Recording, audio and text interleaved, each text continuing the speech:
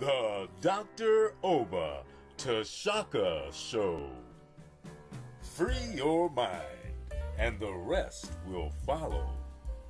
A show for all who are on the journey to discover the truths about their identity, history, culture, politics, spirituality, and family relationships. This is a show for the Black Freedom Movement and the Black Power generation and the hip-hop generation, including Black Lives Matter and associate activists, all of whom are seeking change. Dr. Oba Tashaka and his guest are dropping knowledge and insight from his successful organizing, research, writings, and innovative thoughts, the best of which have piped into God's mind to lift you up higher and higher. To the bosses, OGs, rappers, influencers, and those looking to evolve from the constraints of misinformation and miseducation to build a foundation for personal growth, love, and mental freedom. Check out the wisdom of the O.R.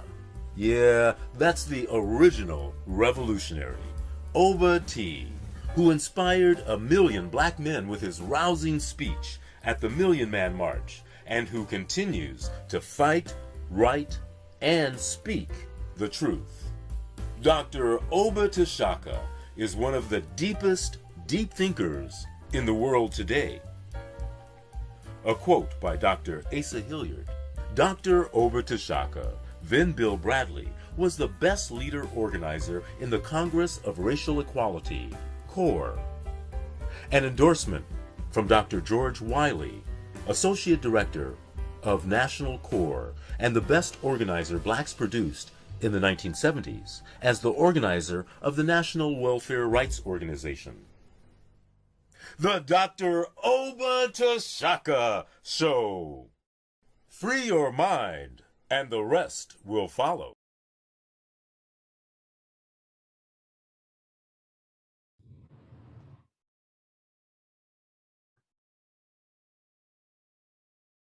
Hi, Tony. How are you? Hello, I had to unmute myself.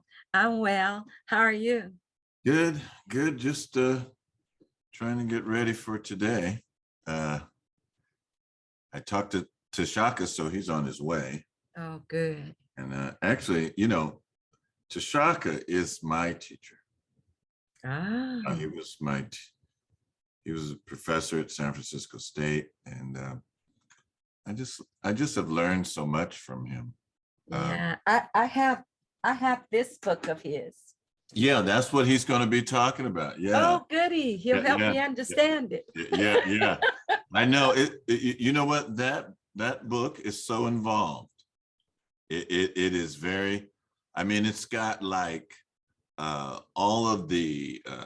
Well, I shouldn't say all of them, but like many of the tribes that evolved from the P.A.P.O. He's got the Gamma Dion, which is like he's got things in there about Kwame Nkrumah. He's got he's got like the reason why they use the ostrich feather for the Ma'at feather, and it has, according to him, it has there's a pattern that the ostrich runs on the plane that caused them to use his feather for the symbol for Ma'at. He's got all kind of And how many pages is this?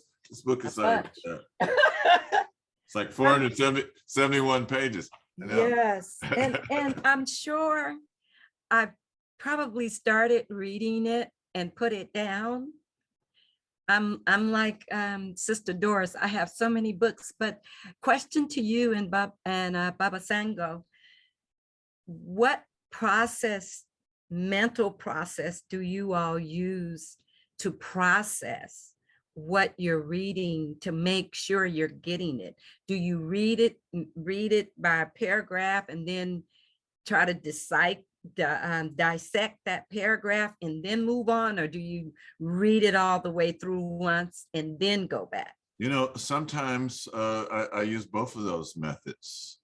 You know, because some of it's really involved, and it's new information. A lot of it. I mean, even to people that would consider themselves very familiar with the topic.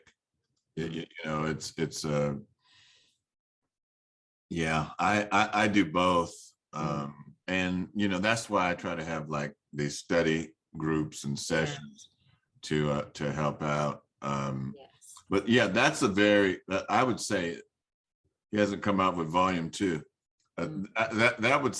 This is a very involved book. You know, this is a very, very involved. Yeah. I think I discovered what part of my challenge is, because my mind is so analytical and I'm trying to make logic out of things. And when it's not logical, then I question. Can you give a for instance? Can you give a for instance? Just okay. For instance, like with understanding who Ra is, you know, I had that question because I'm thinking, okay, well, you know, why did they choose Amun-Ra, and which is this myth? Which deities were really walked in the flesh? Is there a way for me to know which ones really walked in the flesh? Because nothing says that. It just shows the different deities, the different gods, the different Netarus. And I'm like, see, I overthink. No, and then I find myself confused. And you know what? I've been dealing with this for years, so I kind of take it as a matter of fact. So in the instance of Ra, so the sun, it's the main thing is focusing on the sun. The sun gives life to the world. Okay. And the sun is looked at. So in the Hosea, it's looked at in 3 phases. But according to the ancient and to the indigenous wisdom keepers that are still there, there's 5 phases. There's Kepper. There's Kepper in the morning. You know, when the sun rises, it's Kepper. And then as it gets like maybe 10 o'clock going to 12, it's Ra. And then after that, it's a deity that we don't really deal with a lot. It's Un, and it's depicted as a man, and he's carrying a staff. You know, it's like he's an adult. So Kepper is like the child, the baby. Ra is like the adolescent. Un is the grown man, and then Atan is like an elder, and then there's Amun, and so these are the phases of the sun. And Amun, the word means hidden. So people tell these stories. Oh, here he is. Look at him, and he's always sharp. He's always sharp. You know, I knew that he would have on something. I tried to put on something sharp. You know. You know what? I'm happy. Oba Tashaka has been my teacher since 1976. I had his class. Actually, I was in Dr. Philip McGee's class, but I heard about Oba Tashaka, so I sat in on his class because I was looking for the African Diop's book, Job's book. So Tashaka was teaching both books. He was teaching Destruction of Black Civilization and African Origin of Civilization, Myth, or Reality simultaneously. And I was looking for that book, and that's when I became fascinated by his instruction style. You know, he's done a lot in the community. I mean, he's even met Idi Amin. You know, he's hung out with Idi Amin. So I mean, he's spent some time in Tanzania. So he's been all over the world. We're going to start in about 4 minutes. I'm glad he could join us as people are coming on. And so we were talking about your book, Dr. Tashaka. I know you can't see it, but your Return to the African Mother Principle of Male and Female Equality. And Sister Tony was asking, you know, how we should be reading that book, studying that book. And so I'm going to ask you, you know, as you go in your remarks, how, you know, you can give us some pointers, because you cover a lot, you know, twin lineal, gamma Dion, you know, Kwame Kwame Nkrumah, you know, a lot about the Dogon. So it's a masterful work. But if you're new to the studies, you know, it can be daunting. So I'm going to give people another couple of minutes. You know, it's like 100 degrees up here in Sacramento today. Well, that's Sacramento, brother. Yeah. I know. You know, when I was in the Bay Area, I ran my best times in Sacramento.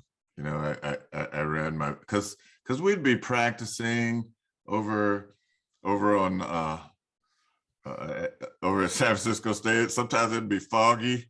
We'd be practicing. So what distance did you run? I was a sprinter.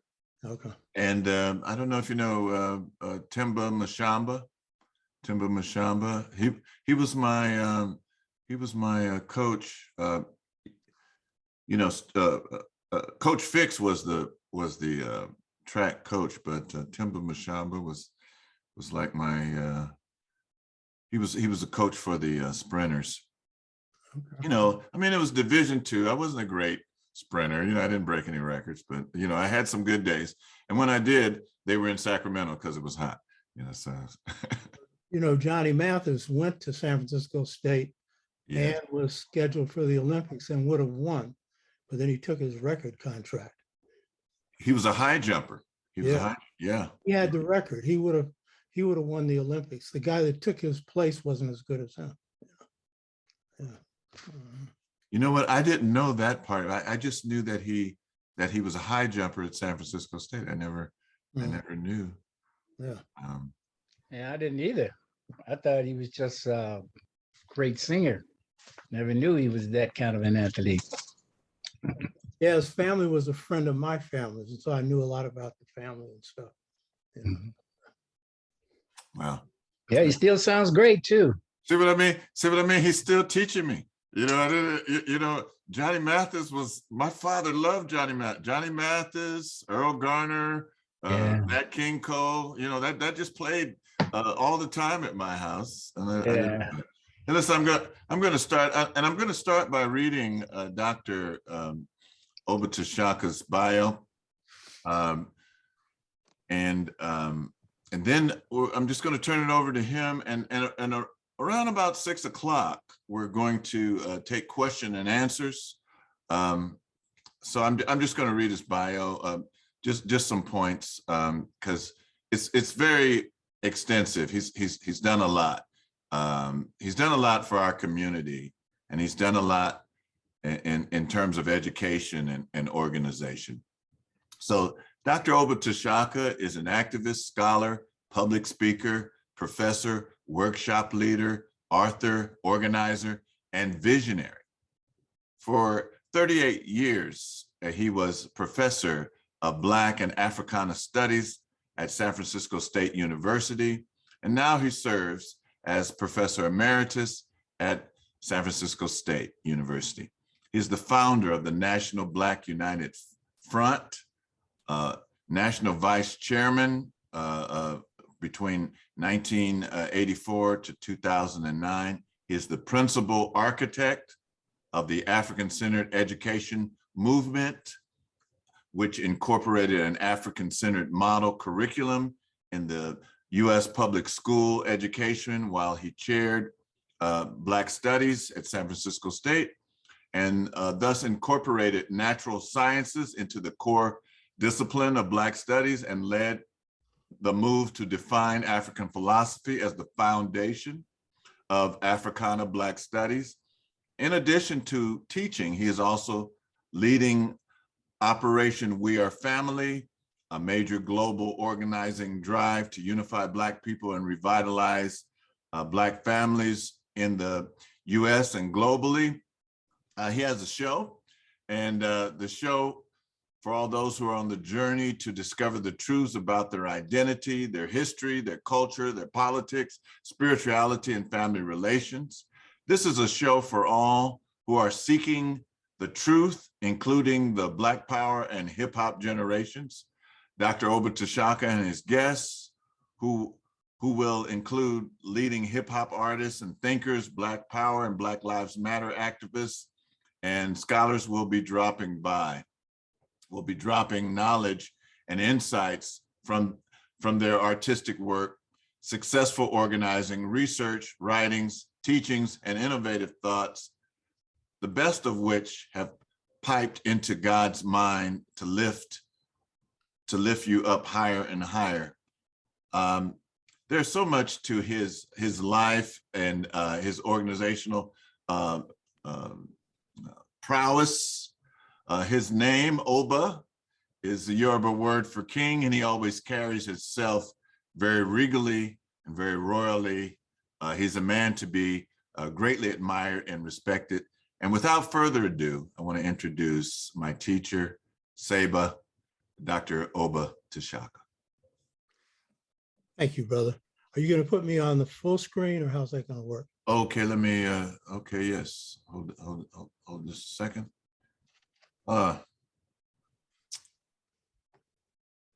Where'd you go? Oh, yeah, let's see. Or share screen. Yeah, there you go. There you go. All right. Okay. Thanks, Brother Imhotep.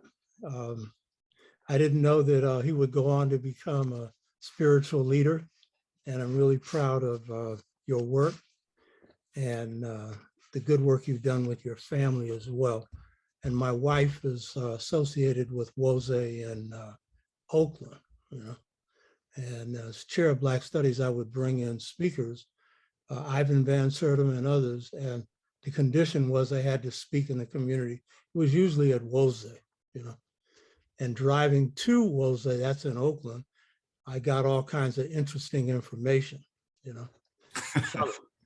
Especially Ivan Van Sertima. In fact, it affected how I'm writing the book I'm finishing now on SEBA. It's at 643 pages. It's a replacement pedagogy. We have the contradiction of having African-centered thought, which is not a contradiction, and a Eurocentric method for teaching it, and writing it, and thinking it. And so we often have Eurocentrism in the disguise of African-centered thought and don't even know it. You know what I mean? And if you're thinking the way they think, even though the facts sound different, you end up in the same place. So that's a piece that I'm working on now. So greeting to WOZE Community Church, Sacramento. My topic is revitalizing Black families through the African twin lineal family model that's described in this book, Return to the African Mother Principle of Male and Female Equality, the most difficult thing I've done in my life. I've led some organizing campaigns that were rough and tough, beating the largest bank in the world, the Bank of America, leading the only successful Black freedom or Black power movement in the North, the San Francisco Freedom Movement. You don't, most of you know about it. We're the mother movement of all the movements. And by the way, the last show on the Dr. Oba Tashaka show, I interviewed Emory Douglas, former minister of culture of the Black Panther Party, on the launching of the Black Panther Party. This show today will end up on my show Saturday. The following Saturday will be part 2 with Emory Douglas. So, so the topic has got to do with twin families and how we revitalize our families today. Between 1865 and 1968, Black families proved to be real resilient. A lot of us don't know that, some of us do. From the period of Reconstruction, post-Reconstruction, Jim Crow, World War I, World War II, up to 1968, 75% of the members of Black families were male and female, and 75% of our people were married. It's two-parent households. In fact, the rate of marriage for Blacks was higher than the rate of marriage for whites, contrary to popular opinion. I'm not going into the popular opinion right now. And not only did we have two-parent households intact, but we also had extended family communities where Black children were raised not only by their immediate family, but by the extended family community, meaning by people not their blood relatives, but were treated that way. And so the community basically raised the children. I'm gonna give an overall picture, and I'm not suggesting that everything was perfect. Black families had their contradictions. It was rough and tough. But the fact is, our people held in there. In my case, up until 7 years of age, I was raised in the Fillmore. When I was a little kid going to first grade, I broke the window of an old lady down the hill from where I lived on Bush Street. And so she gave me a whipping. And then when I went home, my mother gave me a whipping. And that's kind of the way Black communities socialized your butt. Whippings went too far. It was a legacy of slavery, but a certain amount of it was probably necessary. But we need to get as far away from that as possible without getting into permissive child rearing of white folks, which just allows kids to do whatever they want to do. So the strength of the Black family and the Black extended family community were outgrowths of African cultural practices carried into the US. And one of the biggest shaping influences for Black people, and one of the reasons we could come out with our humanity intact, contrary to popular opinion, is the extended family community took up the slack when you were separated from mother, father, sister, and brother. And the key thing they gave you was love. This legacy of Africa is carried to Afro-America. These family practices were strengthened by institutions created by Blacks in the US, some in enslavement and many afterwards. And the key ones were the Black church, which is miserably understood by the nationalist community. It's one institution that Blacks own, and the most African of the institutions we have other than the Black family, noting their contradictions. So the Black church, the Black school, the institution of elderhood, which was transplanted from Africa to America and the Caribbean, South America, wherever we were.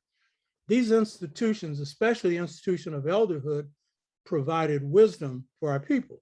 Wisdom was always checked by the will of the group. Elders could not just automatically impose their will, but we listened and often followed their will. And these institutions helped carry us through the tribulations of racist oppression. I don't call it white supremacy because whites are in decline in the world now. And I'm not into empowering them. Every battle I fought, and I fought many over 63 years, my size 13 has gone up the ass of the most powerful institutions in this country, including the CIA and FBI that's tried to cancel my clock 3 times. You understand? So I'm not into this victimhood stuff. Come after me, you're the victim. You know? And I don't have no stress. Look at me. I enjoy a fight. I'm not looking for one, but I enjoy one. It's a game for me. Stakes are your life, not mine, you know? So a central value that was transmitted to our children by the Black family, Black church, Black elders, Black teachers, Black leaders, and by Black literary writers was this value of race first. And this value of race first came out of race consciousness, an original contribution of Africans in the US because of the way in which oppression worked here. We're the most race conscious Africans on the planet. If you see race conscious Africans in Africa, they were exposed to us. And generally their leaders had to come here and get exposed to it. Hopefully they got enough to get some sense. It's not necessary though that Africans have to have race consciousness. They're not in a situation where you're being hung by the trees with the greatest of ease. So it's not like something, well, it's just wonderful, we have it. But as a result, we made something like slop gullion, a mixture of different things. Well, this is one of the things we took and it became a new recipe and it united us. No race consciousness, no Garvey movement, for example. And race consciousness was a source of race pride. And generally our parents would teach us, as the recent Supreme Court appointee was taught by her parents, you can do anything anybody else can do, but you can do it better. That was the Black teachings. You hear me? Still is, but we're going to see it's been eroded. The ultimate value taught by Black parents, Black teachers, and Black leaders to Black youth was expressed by the author of The Invisible Man, one of the classic works, where the protagonist passes out after getting off the subway in New York, and a stranger, an old Black woman, took him into her home, healed him, because this is the extended family community. And then when she lets him go, before he goes, she says, I just want one thing from you. She said, I want you to do something great for our people. That was a part of race consciousness, still is, but it was stronger then. John Henry Clark said that he was inspired by his teachers, and he was very glad to be in the Black Brigade because in his school you had the Light Brigade based on the brainwashing of slavery taught by light-skinned Black teachers, and the Dark Brigade taught by Black-skinned Black teachers. And he was so glad he was in the Dark Brigade because when he was goofing off and following the peer groups in his class, one of his teachers at lunchtime brought him in by himself, not to embarrass him. And when he's looking down, she put her thumb on his chin and she said, young man, in the world, it doesn't matter if you're alone, but you can't be the fool following the group, follow the truth. And then she said what put John on his course in life. She said, I expect great things of you. And that again inspired John Henry Clark. And when he's going to jump on a freight train, you know, hoboing to New York by way of Chicago, Miss Chicken Leg, who was a lady of the night, who was a lady that helped take care of him, who went to parent meetings representing him. She stuck her head out the window and she said, this little, I don't use that word, but this little N is going to do something great with his life. And John said, I didn't know if I liked that because I didn't know if I could live up to that expectation. That was the same thing that the protagonist said in Invisible Man. You know what I mean? So John was propelled by the big mamas, as he pointed out, who put him on the course of his life, starting with his great grandmother, who taught him about Africa and about his great grandfather, Buck, who bucked the white boy and kicked his butt. And so John got that spirit of Africa. He wasn't a physical fighter himself, but his fighting was through his words, his teachings, and his writings. So this was the nature of the Black community, teaching both African and what I call new African values, the values created here during and after the enslavement process. The central value taught by Black families and Black extended family communities was the value of self-knowledge, self-respect, self-love, and self-discipline. Now, all parents didn't teach this, but the core of our people did. And basically, Black parenting was based on discipline, which we know about that discipline. In the Caribbean, it's called heavy manners, slaps and licks. Again, I say too much of that. Yeah. But Discipline was designed to teach self-discipline so that you could prosper in the world by doing something great. Because one of the lessons I've learned in life, the two keys to success, and I don't define success the way most people do, is good character, hard work. All those other things, whatever you got, you work with them. But those are the two keys in life, you know. I've never lost a battle. Hard work, I prepare before a battle. You are defeated before I've ever fought you. I've never lost a battle. And I fought some rough, tough ones, because I'm not fighting you unless I can whip you. I'm not fighting no losing battles. Winning is the only name of the game, and it's got to be a just cause. So our families instilled that. While most Black families globally, African, African American, were materially poor, they were culturally rich. And the richest part of the culture that we carried out, and my wife, Pamela Hurley Tashaka, says in the Caribbean, they have a term for that, poor great. Materially poor, great people. And when you see our people all over the world, you would think that people that didn't have a pot to piss in a window to throw it out were materially rich and owned the world because of the way they carried themselves. You know what I mean? And so this was the nature and still is the nature of our people, though again, this is eroded, it has eroded. And so the greatest inheritance that we carried from Africa, that Du Bois describes as the souls of Black folks, was the gift from God of spirit. That's the greatest gift. And most of our historians want to dismiss it because they'll say all people have spirit in common. True up to a point, but only certain cultures are spirit based. And African and African American, African Caribbean, African cultures are grounded in spirit, which is the spirit of God that resides within each of us. So this presentation is entitled Revitalizing Black Families Through African Twin Lineal Family Model. Since 1968, the conditions I've just described have been altered. By what? Hostile forces that have hit Black communities since 1968. I've written a book called The Integration Trap, Generation Gap Caused by a Choice Between Two Cultures that describes those forces. That's what we're going through right now. It is a big mistake of African scholars, African American scholars, to attribute all the ills in the Black community to slavery. We have some ills now that are post-1968 ills that have nothing to do with slavery. And I'll describe a few of them. And those are ones that we have to address, along with the hangovers from slavery. So addressing the twin lineal family model as a way to revitalize Black families is speaking to how we're going to draw on that to strengthen families and communities and people that have been weakened by the forces that have hit us in the post-1968 period. By the way, King was assassinated in 1968. Malcolm in 1965. The world that changes in Black communities are fundamentally different from what they had faced.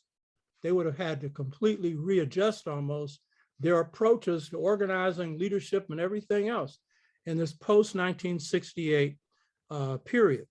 So these forces hit Black families, Black extended family communities, and this comes from God, piping into God's mind, causing, quote, a choice between two cultures. Those are God's words. They don't come from me.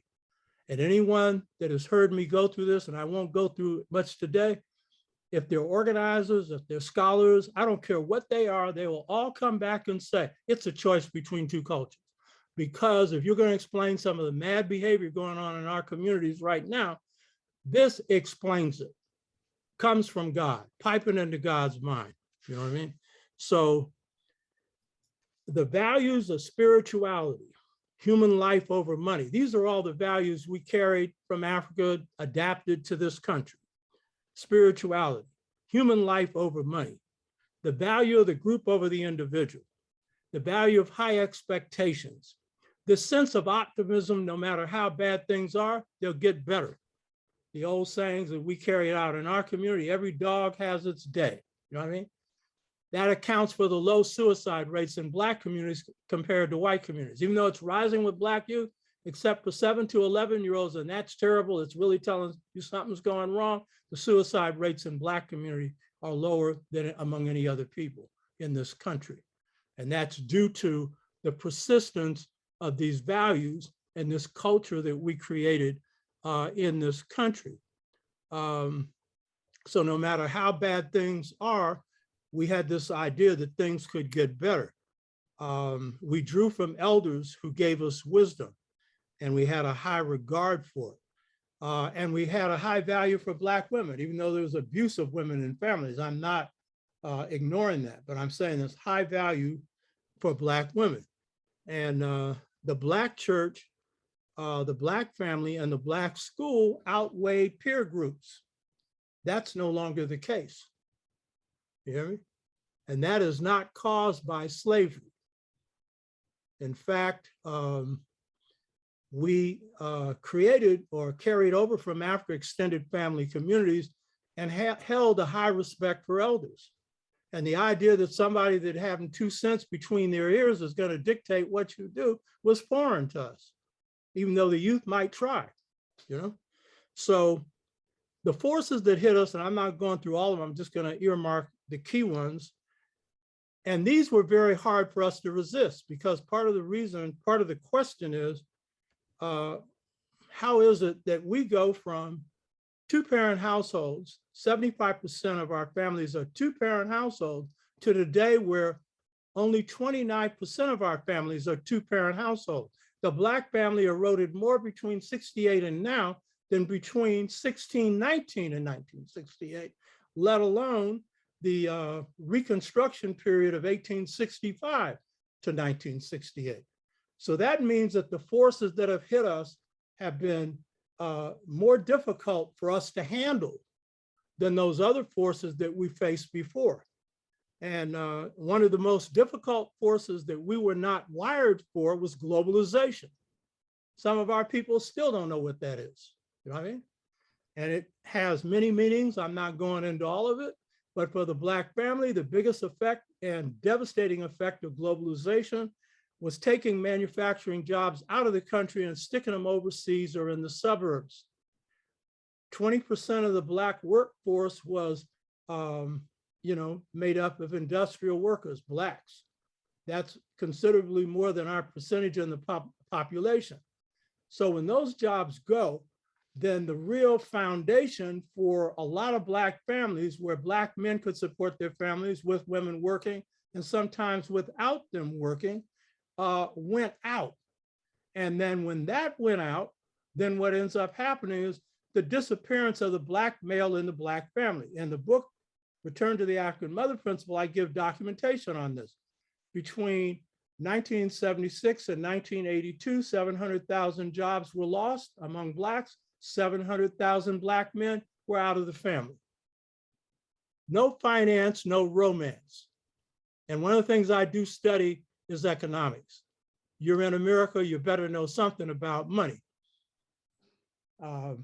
No money, no honey. There might be honey for a while, but it ain't gonna last unless there's some money. Lodge daily. Ain't got a cent to pay the rent, and we're gonna make it. My question is how? And in most cases, that means it ain't gonna be through no marriage, you know? So the average brother is making $20,000 a year. Now there's a average is average. So part above, part below, and then we have others who are above. But a large sector of our people are making 20,000 or less. And sisters ain't doing much better on that if they don't have college degree. And even sometimes then it doesn't translate to a college paying job. The average Black person with a high school, a college education makes what the average white boy makes with a high school education. You do know that. I know you know that. Therefore, this is the main reason that we see Black households now, only 29% are 2 parents. Now we have all kinds of ways to making families now. So I'm not suggesting there are no families, committed relationships and in between, every kind of relationship is going on. So the CIA admits that they dropped drugs in the Black community. and had an intentional consequence of putting in a culture. Now, the choice between two cultures, that was not intended. We give white people too much credit for everything that happens. They didn't think we had a culture, so why would they try and produce a choice between two cultures? This was unintended consequences. But in the case of drugs, this was intended. You know that if you get people hooked, you're into a drug world of death, savagery, and barbarism. And if you break up communities, which was a part of what hit us in the post-68 period, the Fillmore was the rich base for our struggle, San Francisco freedom movement. You had the rich Harlem, which was like the capital of Afro-America. Those, particularly the Fillmore, ain't there anymore. Gentrified, redeveloped, you know what I mean? And so as a result of that, then that means Black businesses destroyed those mansions that our people lived in that they call slums, you know what I mean? When those are gone, then what ends up happening is people are looking for a living, and sometimes that living becomes gangbanging, drug dealing. The easiest way to get a gangbanger out of gangbanging is give them a good job. They're gone, you know? They're law-abiding citizens overnight. I know that the movement that we led, that's what we produced, thousands of jobs for Blacks. As bad as gangster values are, my former student Imhotep was referring to Lodge Daly. He had his favorite poem, America the Pimp. This ain't like pimping on the street. That's mild stuff. When you're talking about pimping, well, that's a nice name for it, but it is beyond gangsterism. It's global. It's deadly. It puts people on $2 a day globally, while a handful of people own the planet. And so the worst thing that hit our community was the corporate values that created a new type of human being with it, subhuman, where material things matter more than life itself. And in the choice between two cultures, as our youth are put in the position of choosing between two cultures and not knowing they have a culture, and that's the failure of too many of our scholars that have studied, those that are Afrocentric have studied ancient Africa, but not studied Afro-America. And those that have studied Afro-America have not systematically studied the culture. There has never been a systematic evaluation of African-American culture, because the brainwashed nationalist thinks, and too many Blacks think, we lost it in slavery. BS. Dogs have culture. You hear me? Everybody on the planet has a culture, and you created one of the greatest ones on the planet. Is the popular culture of the world and the classical culture of the world. And we created an art form at the same time. What enslaved Black people have time to sing, even though they weren't happy while they were singing. You understand? So the thing is, when we look at these hostile forces that have hit our communities, put our youth in an unenviable position of choosing between two cultures, often not even knowing the culture they have to choose from. You hear me? And it's our task to wade in the water of both African and African-American culture so they understand it. So one of the big choices they get faced with is the choice between the material culture of the Aryan or the European and the spiritual material culture of the African and the African-American. And too often now, when they have those choices, the material one wins out too often. Or the choice between the individual and the group. My generation placed the group above the individual. The majority of youth place the individual above the group. And that's because of the intrusion of external forces. So this is what we have to deal with. To revitalize our community, we got to draw from the best of our new African cultural values and the best of African values, because as these forces have hit our community, there's a need for revitalization of our values.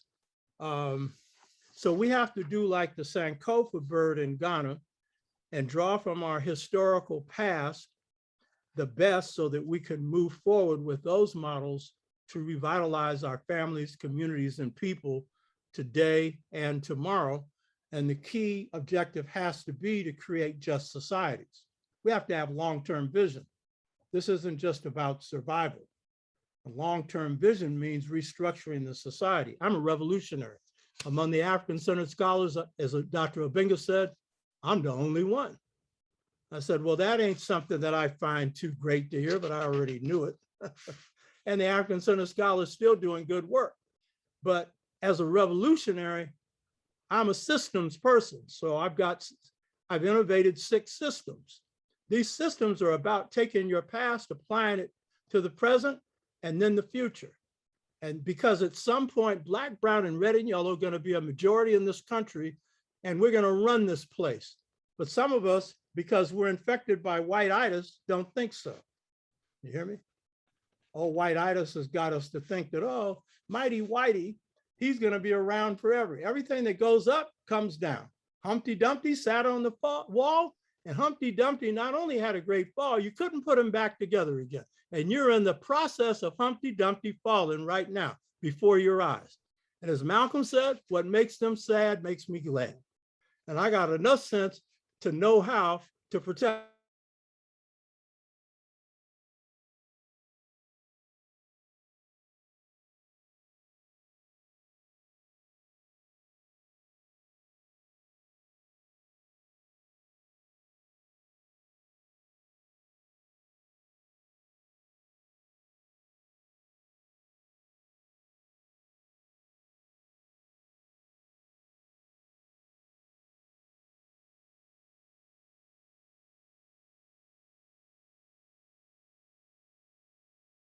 They birthed the civilization.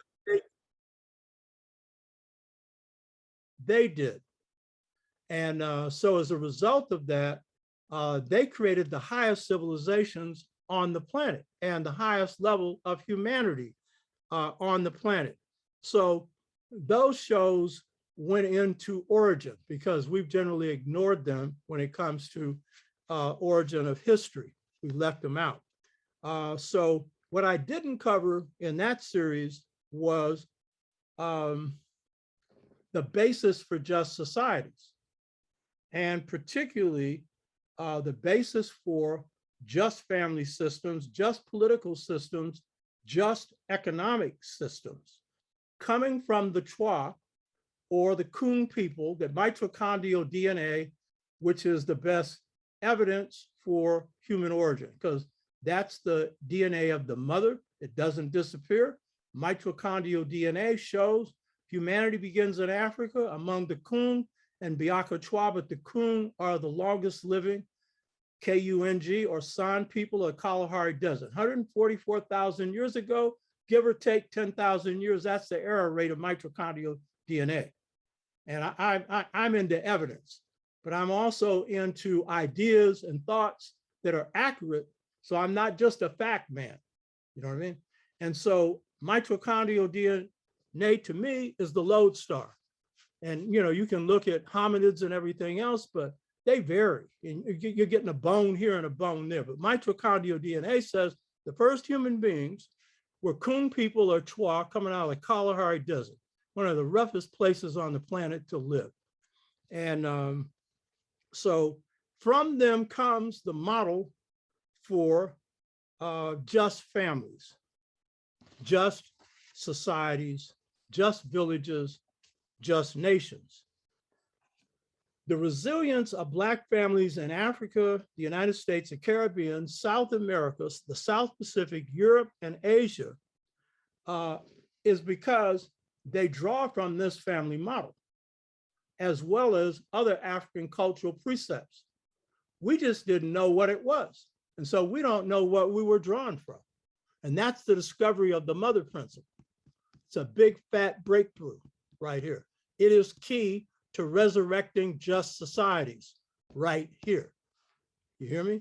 And so we've been resilient. That's why Black families could stay so strong for over 100 years after emancipation and throughout the enslavement period.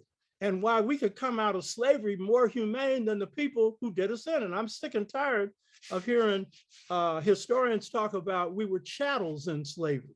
That was their view, not ours. You hear me? Property my butt. Property doesn't cut your throat. the way Nat Turner did.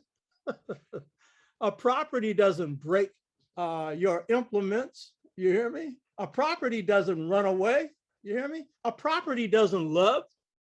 A property don't have no nobility of spirit. A property doesn't create. Pure bull. You hear me? So this resilience comes from that. Now here's a key thing. I'm gonna give some evidentiary things on the side and then get into the main thing. When you look at the people who were the ancestors of the Romans, those are Etruscans, Etruscan. They're Black people living in the area of Italy. What distinguished them from the Aryan? High value for women. You hear me? High value for women. They're coming out of this African family model. Or the Pelagians, who are the ancestors of the Greeks, not physically, but geographically, first people in Greece. What distinguishes them from the Greeks? High value for women. Or the Dalits, formerly called Dravidians in India. What did they say about the woman? They said, we can only get freedom through the woman. Huh. So you know you're in the presence of civilized people, but you're in the presence of the African family model. And of course, now we have this B word being used to describe Black women, and a few Black women falling for it and calling them that themselves. So that is about as serious as the erosion gets, but most Black people know not to do that. When I was a kid growing up, I never did the dozens because I didn't want, number one, I had respect for Black women, but number two, you ain't doing it on mine. You hear me? Because if you do, it's war. You hear me? In fact, as a young man, you know, my girlfriends, I had one at a time in the movement, you know, I mean, I have a lot of them, but you'd never hear anything about it. Why? It's none of your business. That's private. You hear me? Now we put too much of private stuff in public. That's how Oprah got to be a multi-billionaire. Get me on, Oprah. You ain't hearing nothing about my family, even though it's great. It's none of your business. You hear me? It's private. You hear me? So even when Africans took on religions, not our own, like Islam, particularly in West Africa, what distinguished the African practice of Islam from the Arab or other people? High respect for wisdom. Ibn Khaldun, a Arab historian, when traveling through Mali, observed, and this bothered him to a great degree. This part didn't. He observed these were the finest women he had ever seen. Black as midnight. That didn't bother him. What bothered him was the most treasured people in Malian society that happened to be Islamic were women. He couldn't deal with that. You hear me? So I'm giving you a hint of where this family model goes. The Anu, the great ones of Kemet, which I picture on my book, The Integration Trap, Generation Gap, caused by choice between two cultures. The Anu meant great ones, named after Ani, which was a C.O.R.E, who was a real live person. I actually have a picture of his carving, you know, and I date it to around 6,500 BC. I'm a specialist in ancient Kemet. I know Kemetic history, but I'm into what hasn't been covered, because if people have done their stuff well, I'm not going to do their stuff. I'm going to study it, but mine is the ancient stuff, because I'm a revolutionary, so I'm interested in the most just stuff. You hear me? That's why I focus on the Twa, the most just stuff. So the Anu, who are the founders of ancient Kemet, land of the Blacks. By the way, when P.A.P.O and Obenga argued at UNESCO, it was the Anu that they used as the argument for the origin of Kemetic civilization, Pharaonic civilization, being Black. That was them. You hear me? They didn't really care they were Twa. They just cared that they were Black, because that's the argument they were making. I care about both because they happen to be the source of just societies, just family systems, just economic systems, just political systems. So they called themselves the great ones. As Muhammad Ali said, I'm the greatest, before he knocked anyone significant out, but he was a Golden Gloves champion and he had 100 bouts. He knew something we didn't know. But it wasn't just that he was the greatest boxer, though that's debatable. Sugar Ray Robinson is considered the greatest boxer by most boxing experts. I'm not one, so I can't mediate on that. But Muhammad Ali based his style on Sugar Ray Robinson. And if you notice, when he knocked out Sonny Liston at the weigh-in, who was there? Sugar Ray Robinson.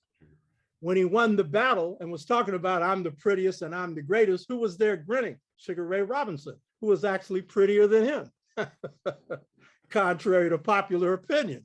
You know what I mean?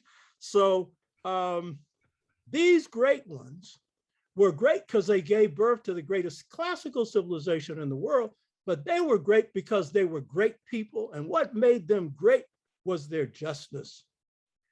And their greatness traces back to their ancestors, because they're Chua, but they're agrarian Chua by the time they found ancient Kemet.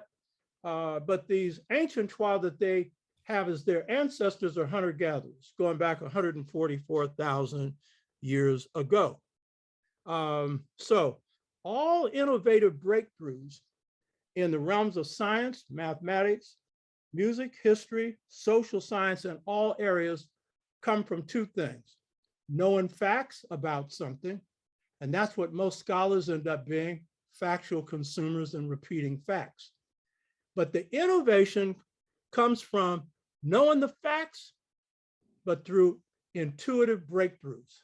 Without intuitive breakthroughs, there are no innovations in any area. Whether you're talking about chemistry, mathematics, whether you're talking about quantum physics, whether you're talking about family studies, history, whatever, those innovations come from piping into God's mind. I've had the privilege of doing it twice, and what I get from there, I am humbled to say it didn't come from me, it came through me. And there's no holes in it. And when you do innovation, when God rewards you, then what you find is the facts fall in line. It's easily verifiable. And so in my case, the innovation of the African family system, the twin African family system, came about through years of battles for just societies. It came about through years of study of African and African-American history, culture, a whole bunch of different areas. It came about through years of working internally on myself. I went through 15 months of working on the feminine side of myself, 3 months a year for 5 years. You hear me? Working on myself. I went on retreats for 3 months a year. And it's after this that this vision comes. And that's a part of purification. I'm not pure. I'm not like George Washington Carver, who was piping into God all the time. That's why he was the greatest scientist of the 20th century. He knew, you know, plants, you know, botany. By the way, he was an artist, a musician, a singer, a painter, as well as a master scientist. But he was piping into God's mind, as he called it, thinking God's thoughts all the time. Einstein made him the second greatest scientist in the world. He was actually the greatest. Einstein was second, because Einstein had one innovation. George Washington Carver had so many, you can't count them. You hear me? And none of them used to harm human beings. A very humble and wonderful human being. Einstein was a good human being too, by the way. So in my case, the vision of the just society comes through the beautiful light. God, by the way, is a beautiful white light. The great Lakota healer, holy man, fool's crow, got to travel to the highest realm of heaven. You know, there's realms of heaven. I'm an astrologer, by the way. I'm into spirit stuff, you know, so I'm a little spooky for some people, but for others, it's real deal stuff. But so I haven't had the privilege of going to the highest realm of heaven because I'm not on that plane. But the message that I received from God was through the white light, which is God, the most beautiful experience of my life. But Fool's Crow actually traveled to the highest heaven and sometimes would stay there for 2 days. Now, if you understand anything about heaven, it's beyond space and time. And so you can get stuff in heaven in milliseconds that would take you years to get here. like what I'm going to share with you on the just societies. I spent a lifetime coming up with this and couldn't get it. But in a millisecond, I got it through the beautiful light. But imagine somebody who's there for 2 days. And by the way, your spirit's left the body. That's the Ba. And if it doesn't come back, you're dead. And what did he say about the highest realm? A guy who was interviewing him on this book called Fool's Crow, he said, so they asked him, what did God look like? He said, a great white light. A great white light. You hear me? And those who pass to the other side, that's what they pass to. So for me, my experience in terms of the intuitive realm has been through the light. It's been the most rewarding experience of my life. It changed me, but it was after doing a lot of work. But people who observed me later would see the change. I just knew that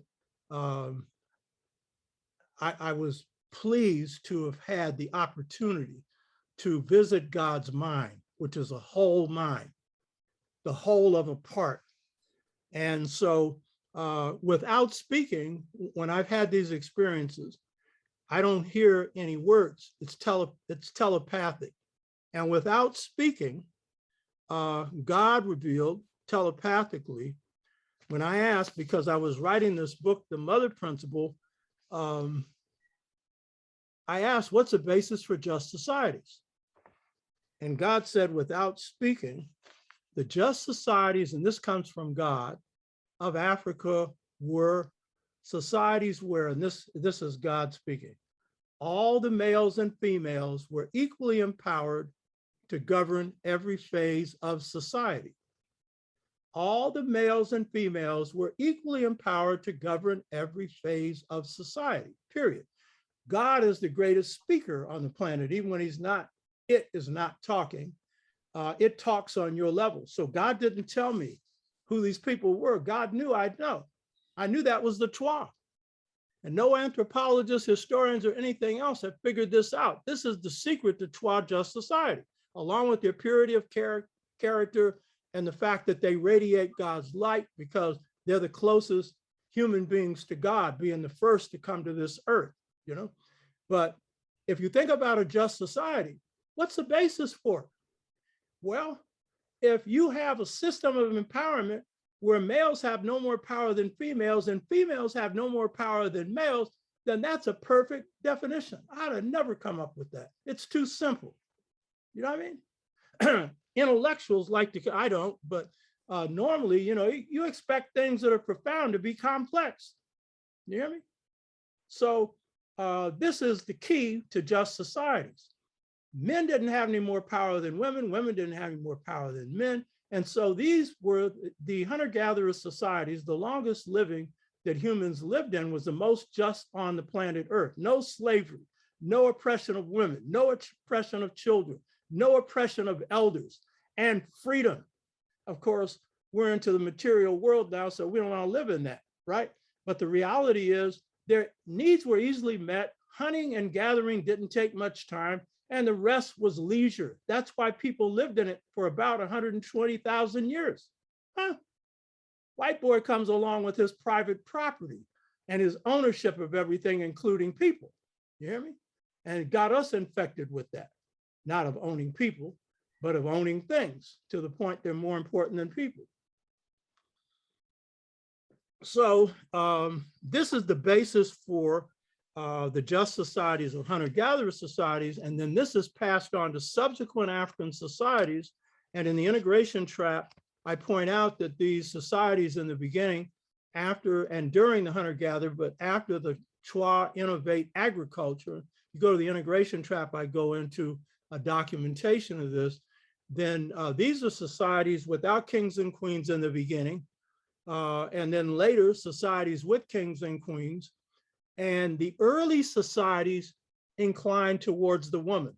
They have male-female balance. And because the societies of Africa that were just, where all the males and females were equally empowered to govern every phase of society, it means that Africa gave birth to democracy, not the Greeks. Of course, the word democracy is a Greek word. But the concept of ruling through the people, it only happened for 125 or so years in Athens and a few city-states, 25,000 people, picked by lots. And oftentimes those societies were manipulated by the rich. But African societies inherited this so that all historians on Africa that are African agree that the African basis of democracy is consensus. All the males and females have to be in agreement. That is the African basis for democracy. And if you're looking at the model that groups like that have fought around police brutality, theirs have been models where not a single leader, group leadership. That comes from Ella Baker, Black Lives Matter. They're drawing from that same model, whether they know it or not. So this has been the basis for just society. So I describe these as twin lineal. Dr. Obenga said that term should be in the dictionary. By the way, Dr. Obenga said the mother principles are classic, but the term twin lineal should be in the dictionary. So what did twin lineal mean? I called it twin lineal because your lineage is twin. That is, you're descended from both mother and father, grandmother and grandfather. It's not matrilineage, just descended from the mother, or patrilineage, not descended just from the father. And Africans did not use those terms, matrilineage, patrilineage, matriarchy, or patriarchy. Those are anthropological terms. So Africans didn't use them because they came out of twin philosophies. And so twin lineal on one level means twin inheritance.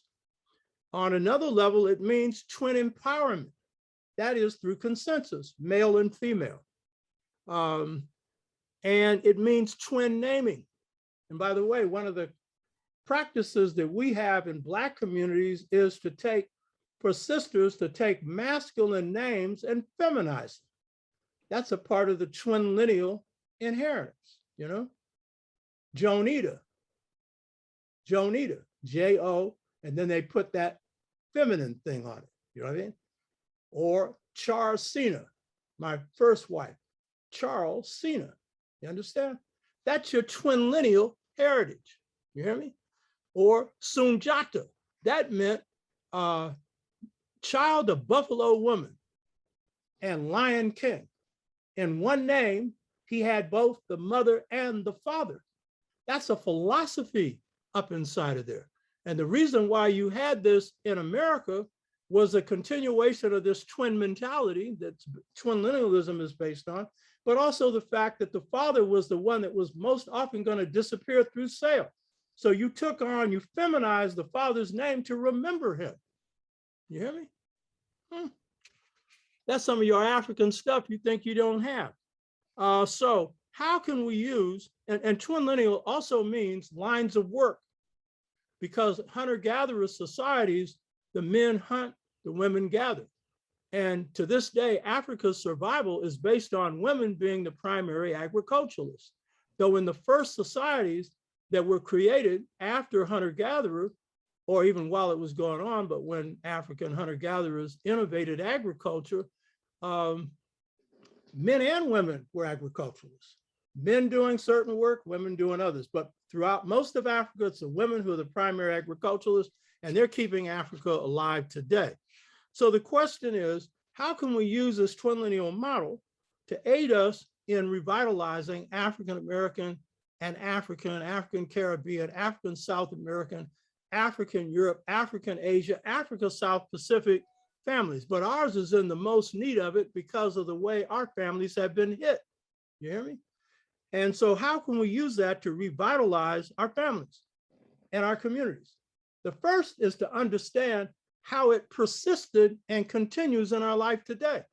This is the first thing. You hear me? That's not in the mother principle, by the way. Twin lineal models persist in African American culture in a number of ways. What's the main ways? Africans in America do not like hierarchy, meaning We don't like anybody over us telling us what to do. Am I telling the truth? I know my people, by the way. You're right, man. We do not like people telling us what to do. It makes us very hard to organize, but it's right, because then a lot of wrong that's going to come from single individuals that get on power trips is going to be reduced substantially. And so why is this? Because by nature, we're democratic to the bone marrow. Black people are democratic by nature. That's your trois inheritance, then translated to classless age grade societies. And if you look at the kings and queens, kings were always, Oba, what did that mean? King. Yeah, what did that mean? That meant that you were subject to the council of the Oba. And if the council made decisions, you didn't go along with it, you got 3 warnings. And the third time, you got a bowl with a parrot feather in it. And what did that mean? Kill yourself. That's called election and removal. And the Iroquois had a similar practice. If you read the mother principle, I show that the Iroquois was also based on a male-female system. And while the chiefs were the antlers, and they were the chiefs, they were responsible to the clan of women and clan of men. And when they went off and didn't follow the will of the clan of women or men, then the women's clan issued orders. And either one or two things would happen. The antlers would be taken off your head, or you'd be clubbed to death. You hear me? Right? I can think of a whole lot of representatives that needed to be taken out. Now I'm going to have a few more minutes and I'll be finished. All right. Don't do that. What do we see then with Black folks? The democratic traditions of Black folks, when we come out of enslavement, dictate that the institutions we form that are popular, they have to have democratic input. So why did we pick the Baptist or Methodist churches? Because you could elect your own leaders and remove them. And sisters were predominant in that, as they still are today. Political organizations, if we look at the Montgomery bus boycott or the Garvey movement, why did the Montgomery bus boycott command 97% support of Black people? Because they had to say so. You hear me? And in the Garvey movement at the local level, men and women, you had a male president, a female president, a male vice president, female vice president. That's a con democracy. Garvey wasn't aware that that's what it was. And at the national level, he had to be elected in conventions. So our culture dictates that if you're going to get support among Black people, we'd better have a say-so in the groups that are formed. African-American culture, which was created by the grassroots, enslaved field Blacks created our culture, created our art form, and we should be proud of that. That was, again, a democratic innovation, and it was done this way. You had those who created something, in the case of the art form, for example, and they proposed, but it was the people who disposed. In other words, the people determined whether or not they liked it. And that's what determined whether or not something survived. You hear me? So the blues is an art form next to the spiritual blues. And what's that based on? The interaction of male and female voices, male and female lives. What makes it so interesting is that it's about the ups and downs, the woman that ain't got a man or a no good man, or wants to get a better man, you know what I mean? And the man whose blues is, I gave you everything and you don't respect me. The man's blues is always about what he's giving you. And you know what the woman's gonna say, baby, that ain't enough. You got to take care of me, you know what I mean? Not just physically, not just, not just materially, you understand? And so you got the blues songs with this one sad blues song where some brother is calling another brother who's up in there wearing his clothes and sleeping with his wife and wants to know what has he got that he didn't have. What kind of man are you? Get that boy and throw him out of the house. Of course, your wife is probably going to go with him, because there's a reason why she's with him and not with you. That's why you got the blues. Understand? That's why the blues are so bad. You understand? It's real. It ain't no joke, you know? So what about the twin lineal model's application to Black families today? Today, when most Black men have been priced out of the family to the point of only 29% in it, too many sisters finding themselves alone, and some adjusting to it. I had a former student, she's probably a lawyer now, she was in law school when she told me this, that, you know, on weekends, she didn't have a man, so she rent a man, rent, R-E-N-T, rent a man. Now that's some true desperation, you understand? But she knew this man wasn't good for anything but a physical relationship. What a shame. And some of us are now getting used to being single, but we don't want to be, you know? So the question is, how can we use this twin lineal model to revitalize our families and extended family communities? Most functional Black families already use these models. They just don't know, they don't have a name for it. Functional Black families basically have what's going for them, as Dr. Wade Nobles points out, a clear sense of what it is to be a man and a woman. Most Black families, functional or not, know that. And then there is an interchange of roles. And so this is how Black families have functioned quite well. That's a twin lineal inheritance, because it means that you're not rigidly confined to this masculine thing, which in the West is patriarchy, or even to the feminine thing. And in some Black families, the man is more nurturing than the woman, though most often the woman is. And sometimes the man's a better cook than the woman, though very often the woman is, a lot of times the men are. You know what I mean? So we don't have this rigid thing when it comes to relationships. That's your twin lineal inheritance. That's based on masculine and feminine qualities, but clarity on what it is to be a man and a woman. A key to applying the twin lineal family model to revitalizing African families and extended family communities is mutual respect. Mutual respect for the intelligence of each other. This is real key. A key for this model to work is the removal of the idea of dominance. You can't have dominance if you're going to have justice. You hear me? And so we've inherited this white boys model of patriarchy. And so a lot of men still think that they can just tell somebody what to do. Well, first of all, that's dictatorship and that's oppression. But secondly, that's also stupid, because you need to get all the ideas that are floating and go with the best idea. The reason why I ain't lost no battles is I do listen. I'm running my mouth right here, but I'm a good listener. You hear me? I listen. And my wives have all, I've had two, are strong. And it's by purpose. I pick strong women. The people in my groups are all strong. You hear me? They all think they're smarter than me. That's why I got you, because I want good ideas. You know what I mean? But I'm gonna tell you, if you're coming up with some bull, it ain't gonna work. You know what I mean? But if you got, and me, you're gonna point out to me if it's bull. Because a friend of mine who's a mathematician said 97% of our ideas are no good. So if you're aware of that, you know, you need to clear things out in the family. So removing dominance and placing an emphasis on cooperation of masculine and feminine, male and female, and that allows love to really exist in a family, you understand?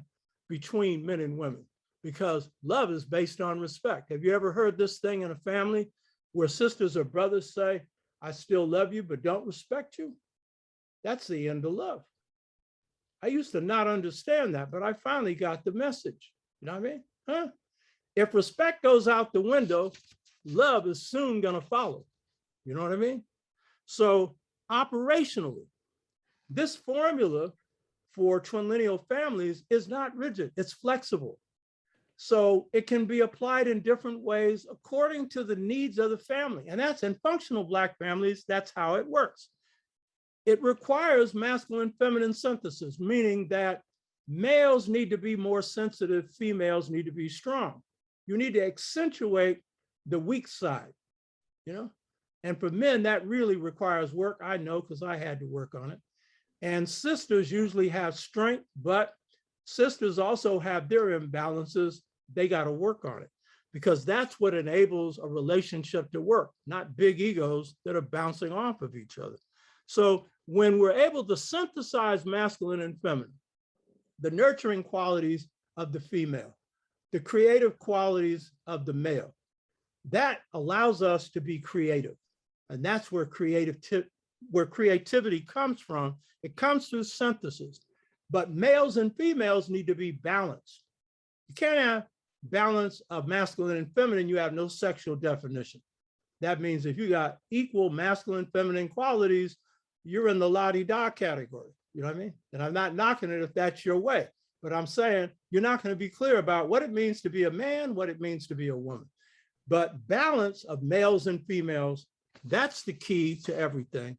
And in an age in which it's a high-tech economy, in which creativity is real key in terms of people surviving, then we need the union of male and female, the synthesis of masculine and feminine, so that we can draw from the creativity of each other to create families that are also economic workshops that can build us economic power and build a stronger people. That's it. Okay. Oh man, that is, oh man, that's great. Uncle Job Seneb, long life to you. Dr. Oba Tashaka, that was outstanding. Fantastic. Fantastic. Coming to us today with that message. I thought you weren't a preacher, but you certainly are a teacher and a researcher, and I'm just overwhelmed. So we're going to open it up now for question and answers. I'm going to change the screen a little bit. Let's see, how did I do that? Oh, here we go. So I think I went 7 minutes over. For me, that's pretty good. You know what that is, man? You have really changed. No, just kidding. Sebastian, what are you doing here, man? Wow. Okay. Now let's try to do this orderly. Okay. Who has good? Okay, Bill has his hand raised. Go ahead, Bill. Do you see? I heard gentleman talking about, Kali Akuno was talking about people's assemblies, and I'm not sure where that really works. That seems a very democratic form, but I'm not quite sure how to apply it. He was working in Jackson, Mississippi, and I really don't understand his work. It seems sort of obscure and not visible, so I'm not quite sure where to go with that. You're talking about Kwame Ture? You know, Kali Akuno, who's leading a thing called Cooperation Jackson in Jackson, Mississippi. And I'm sure that term people's assemblies has come up before, not just there, but it's basically a form where basically you gather everyone and then decide what are the priorities and who's going to do what. Yeah, well, our movements, when they work best, draws from that. And when they work worse, don't draw from that. So it's not hard to understand how it works. I mean, if you look at, for example, SNCC, Student Nonviolent Coordinating Committee, out of which some of this comes, it was group-centered leadership based on Ella Baker's teachings, but it comes out of these hunter-gatherer societies where everybody has a say-so. Generally, the people are the leaders, and you come up with a consensus. In the San Francisco Freedom Movement, which I led from 63 to 66, a 10,000 person movement that defeated the entire economic power structure, organized 45,000 Black people block by block, the only block organizing done in the country, and built King Garvey housing cooperatives, which I built along with a guy named Jim Montgomery. I got 4 square blocks of land in San Francisco for $1. What you think of that? It was about worth 200 or 300 million. How could I do that? I wielded power, you know what I mean? But the key thing is the success of that movement was based on the input of the people. Why did we take on jobs? People said they wanted it. So this Jackson, Mississippi thing you're talking about, I know that the mayor of Jackson, Mississippi, his father had been Chokwe Lumumba, had been mayor before. The son is mayor now. That's the way it works best. And if you don't do that, you're relying on a handful of people and they're going to make mistakes, but more often they're not going to know what the people want. You know what I mean? So it ain't that hard to figure out. It's your culture. The question is, let me finish. The question is your ego small enough to make it work? I'm still struggling to understand how, being as fractured as we are in 2022, you assemble enough coherence to make it work. Who says we're fractured? Black communities have been broken and stuff, but have you seen Black Lives Matter? Did you see what happened with them? 50 states and 50 countries. You understand? And how did they do that? Networking with various groups using Twitter and using various social media. You understand? They had so many groups inside of groups and stuff like that. And that's what kicked Trump out of the White House. You hear me? Okay. His mismanagement of COVID-19 and the way in which that movement around the George Floyd, Breonna Taylor killings riled up the world. But for that, you'd have fascism, crypto-fascism in the White House right now. You understand? So yeah, we have fragmentation of communities, but we also have the ability to come together. And that was one of the biggest coming togethers in our history. Do we note that? Put that in your head when you're doing a critique. And that's because the youth studied those movements. You hear me? Melina Abdullah, one of the best organizers, who is chair of Black Studies at Cal State Los Angeles, one of those among many that studied that movement. Why? Because at a time in which Black communities have been fractured, singular leaders will not work anymore. I've been arguing this for 30 years. Singular leaders are horse and buggy. That's the horse and buggy stage. First, if they're able to do anything, they'll kill them. But secondly, the problems are too complex for single leaders to master. And so what you need is group-centered leadership, which leadership all over the place are what the Black Lives Matter calls leaderful. You know what I mean? Full of leaders. You know what I mean? So that's how it works. It's already worked. Look at what's working. That worked. Now it's sporadic because when you're dealing with police violence, you're going up against the state. You're likely to get killed. You're protesting murders. You know what I mean? So it takes guts to get in the streets. You know what I mean? And so people are going to do that sporadically, but it's a movement. Starting with Ferguson, a movement. Young people put that together. That's also proof some of them are making the right cultural choices. All right, good question, Bill. Brother Katabazi, one Leo to another. Go ahead. Yes. Thank you, Dr. Tashaka, for joining us this evening and sharing your wisdom and knowledge. I'm wondering with the disintegration of the Black family, can we attribute any of that to the urbanization of Black people? I wouldn't call it disintegration. It's the weakening of the Black family, but it's one that we can revitalize.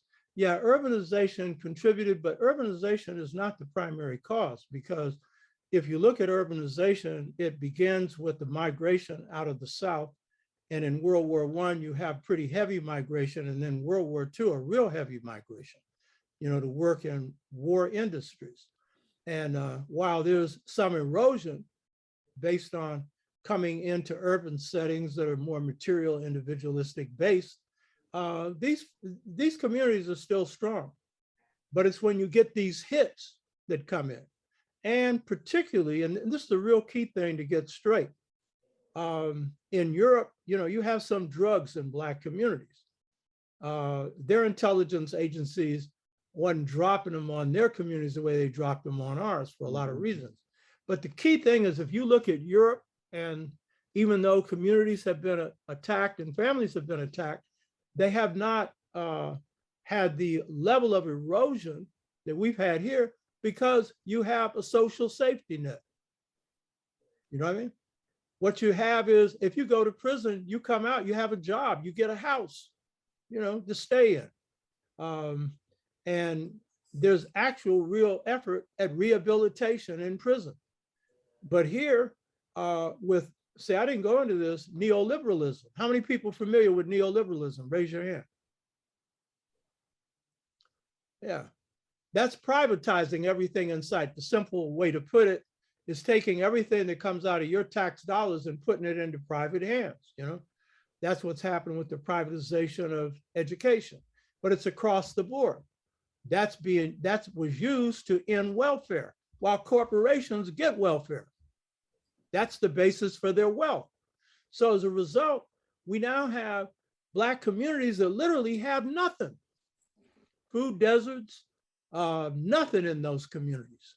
No jobs, no nothing. So what do you expect to happen when that happens? And that's the decision of the rich to take everything. So that is pronounced here in this country, pronounced. Why do you think suicide rate's so high? Across the board with whites has gone up even more, but it's rising among our youth because some of them feel there's no hope. We've lived in worse circumstances. So you would say, why the suicide rates now? Because with the choice between two cultures, we're also taking on alien mentalities, where we think that if something's bad, that's the only way it can be. But in our culture, bad is good. I don't care how bad a situation is, you can see the other side. But some of us feel, youth, that they're frozen. So when you have a 7 to 11-year-olds having the highest suicide rate in the country, you can't blame 7 to 11-year-olds. They don't see hope. You hear me? And you're going to take the most, and the ways in which they kill themselves, strangling yourself to death, hanging yourself. And this isn't just with Blacks who are on the bottom, who, you know, just poor. Some of them are middle-class Blacks, highly achieving. It's a value thing there and an economic thing, you know, and a death thing. What's the saying in the streets? I'm not afraid to die, I'm afraid to live. What happens when death is more certain than life? And that ain't all behind just Black kids shooting each other. That's a system that's shooting them. You hear me? So these are things that have to change. And so part of my point is revolutionary. You got to take the best out of your past and apply it to the present. One of the things that I do with my stuff, I've innovated 6 areas. You got to apply it to your life now. It's not a matter of waiting until the system collapses. We won't be around for that anyway. And it ain't going to collapse on its own, contrary to popular opinion. So you got to be able to take the best of your past and apply it in your life now. So twin linealism is one.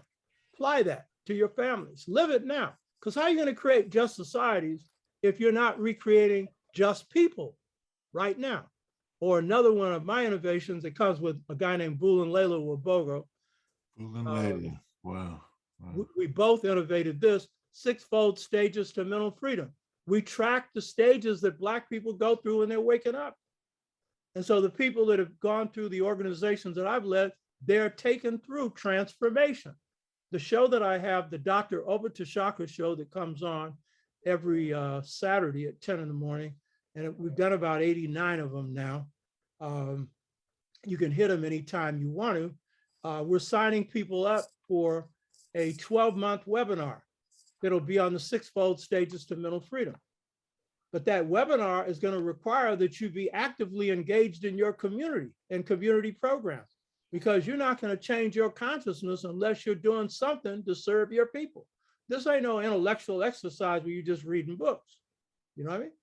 So these can be applied right now. Why was Malcolm so bad? That's good. He went through that. Why did the Black Panther Party have contradictions they didn't? You hear me? So what we can take from the past, we need to apply it now. and then work it out. And that's the basis for how you restructure societies. All right, the conscious Rasta. Go on, brethren. I want to say greetings to you all, and what a joy, what a treat it is to be in the presence of our wise and esteemed elder this evening, Dr. Tashaka. It is a joy to be with you, Baba. I have two questions. I want to make them very brief. They both center around the idea of demographics or the demographic dividend. Population numbers have always been a strongly determining factor in the evolution of societies and civilizations. Since 1960, Afri-Amer total fertility rate has declined from 4.17 childbirths per woman in 1960 to a 2020 figure of 1.77, which is significantly below replacement rate. How does our wise and esteemed leadership propose that we might reverse this demographic decline? That's the question. And you're referring to Black fertility rates? Is that what Yeah, Afri-Amer Black fertility rates, yes. Okay, you got to put it in a context. It's still above zero, and it's better than whites. And we're at a time in which the demographic shift is across the board. So it would be good if we could raise those rates. I think one way is to improve the lives of our people. You know, that can lead to producing more children. Though we know that when people get to a certain level of prosperity, they tend to want to have fewer children. So that's also another reality. But here's the key point. The big demographic shift is that by 2044, 2047, the majority in this country is going to be Black, brown, red, and yellow. That's the big demographic shift. And whites are going to continue to decline in numbers. State of California already reflects it. So it'd be good to up the reproduction fertility rate of Blacks. And there are a lot of things working against the two in terms of the state that doesn't want us to fertilize and reproduce. But the key thing is we're a part of a growing demographic. And that growing demographic is brown, Black, yellow, and red. And that is going to, the first shift is going to be numerical, numbers. We tend to discount everything, but if you're a strategist, you don't. What you know is American power is based first on demographics. Native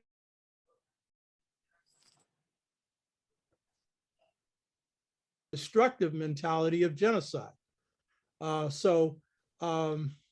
With this demographic shift, there's going to be struggles for power. And this demographic shift is reflected in the global shift of power of America's going down and China's going up.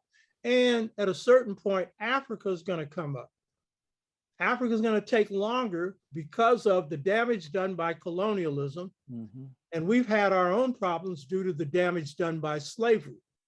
So it's going to take longer. But Africans are reproducing at a higher rate. So that ain't the real issue. The real issue is getting rid of the vestiges of colonialism, of which the European nation state is the biggest one. We think neo-colonialism is rule indirectly economically. The biggest problem is Africans are governed by the European nation state model. And we have to draw from the best of our governance models to do something different.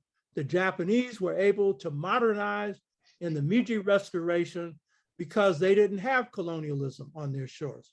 So that what they could do is then draw from Japanese models to industrialize their country. Now they went the imperialist route, but they knocked off the Russians in the Sino-Japanese War, the first time that people of color defeated a European nation with technology, because we had defeated them without technology.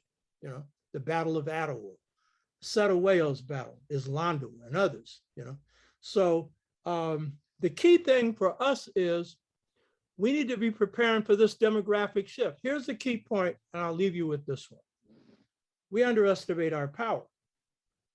The Latino technically is a fastest growing group. And what's being missed is the Chinese are growing very rapidly. That's often missed, you know. But the key point is this. The Latino, that term Latino doesn't describe an ethnic group. It describes a linguistic group. So within it, you've got Black Latinos, whether it's Puerto Rican, Cuban, or Haitian, or whatever. You understand? So that's reality number one. But the key point is this. The culture of popular choice in this country is ours. And what drives social change is our culture. I led a movement, San Francisco Freedom Movement. It gave birth to the free speech movement. You hear me? It gave birth to the experimental college. It gave birth to Black studies. If you look at the Black Panther Party, they gave birth to the Brown Berets. And if you look at King, it gave birth to the struggle against, the grape boycott. It inspired that. It's the nature of our struggle.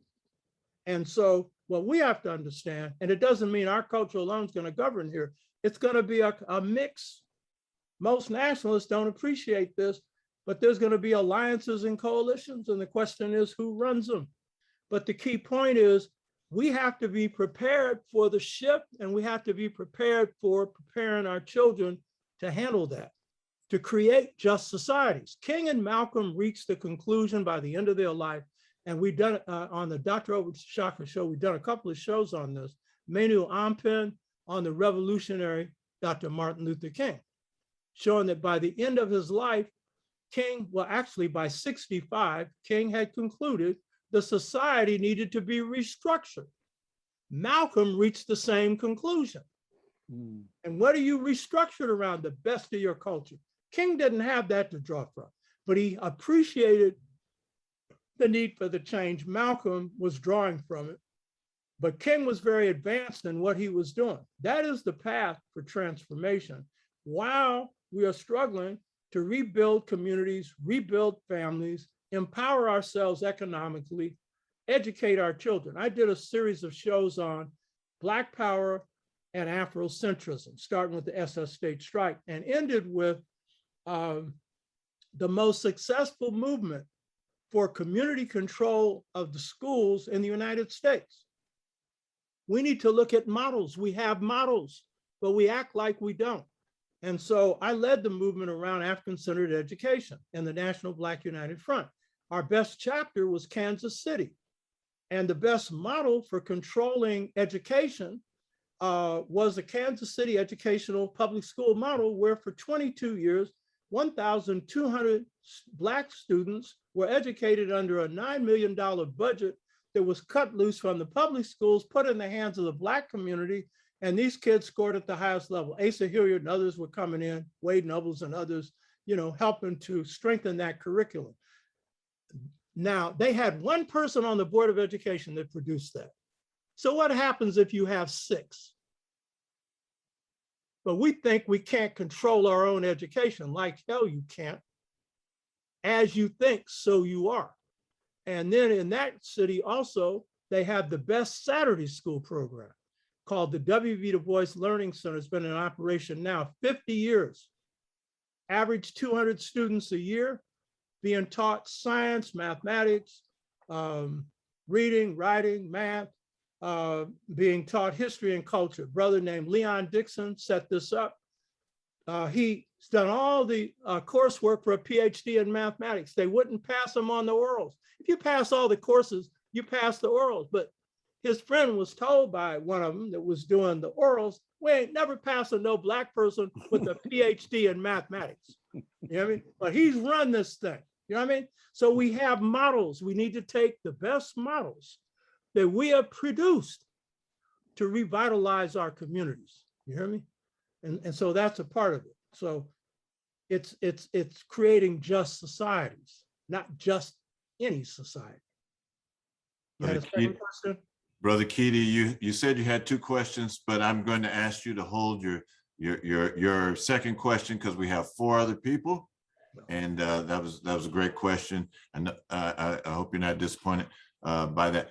Sister Judy, Brother Ahmadi, Brother John, Minister Makalisi.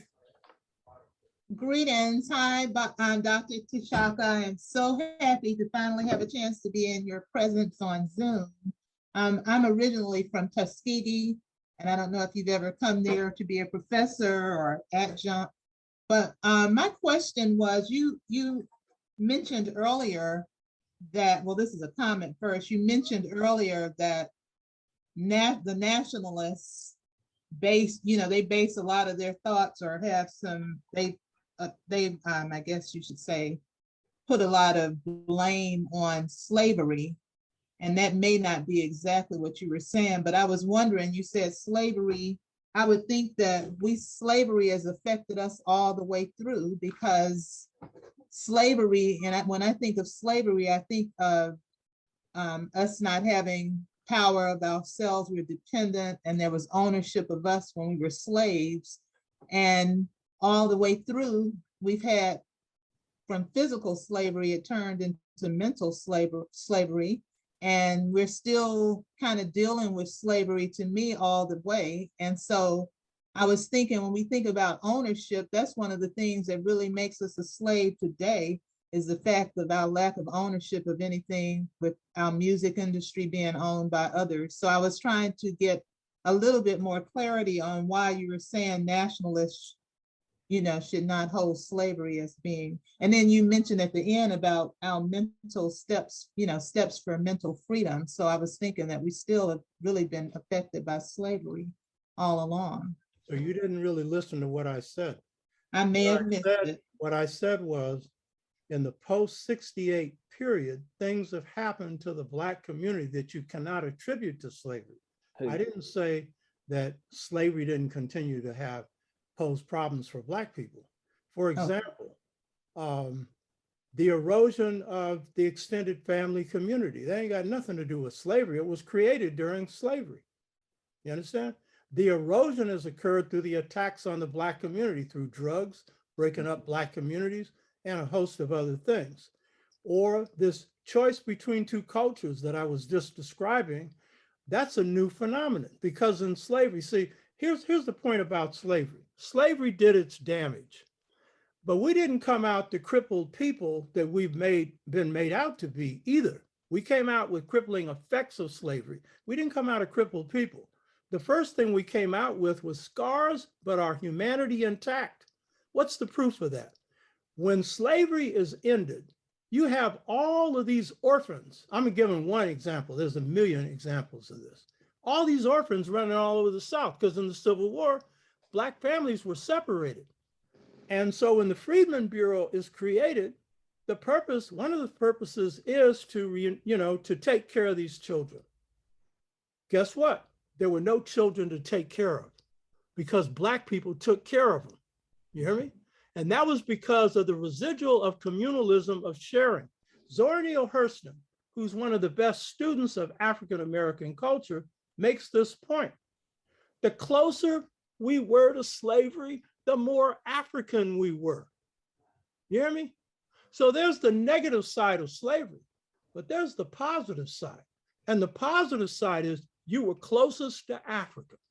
And therefore, if you want to look at the generations of Blacks who had the greatest pride, they're the ones closest to slavery. They're the royal ones.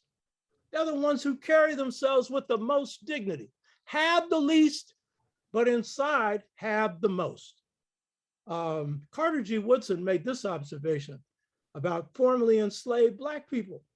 He said they were so generous, they were generous to a fault, that if a Black man or woman had 25 cents and another person needed it, give them the whole 25 cents.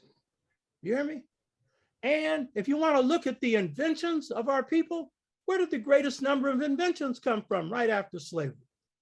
Have you looked at all of that?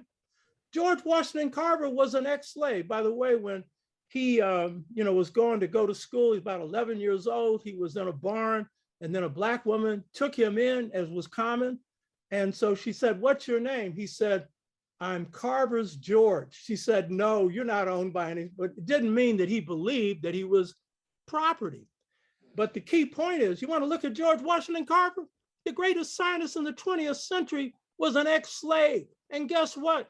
His pedagogy was a pedagogy, or seva, that comes out of Egypt. The book I'm finishing now, or out of Kemet. The book I'm finishing now is displacing the banking system that Paulo Freire talks about, where you drop information on people. It's a system for bringing out what is in people. George Washington Carver knew that system. What did he say? You can't teach people anything. You got to bring out what is within them. Mm-hmm. That came from the African in our culture. And he was in Kansas, where there weren't hardly any Black people, but he was as African as you could get. You hear me? So I'm making two comments here. One is slavery did its damage, but we've overestimated the damage, and we haven't looked at the strengths. And we don't seem to have accounted for the fact we created a culture in slavery. We created an art form in slavery. You hear me? And here, I'm going to make another point here. Observers of enslaved Africans would make these comments.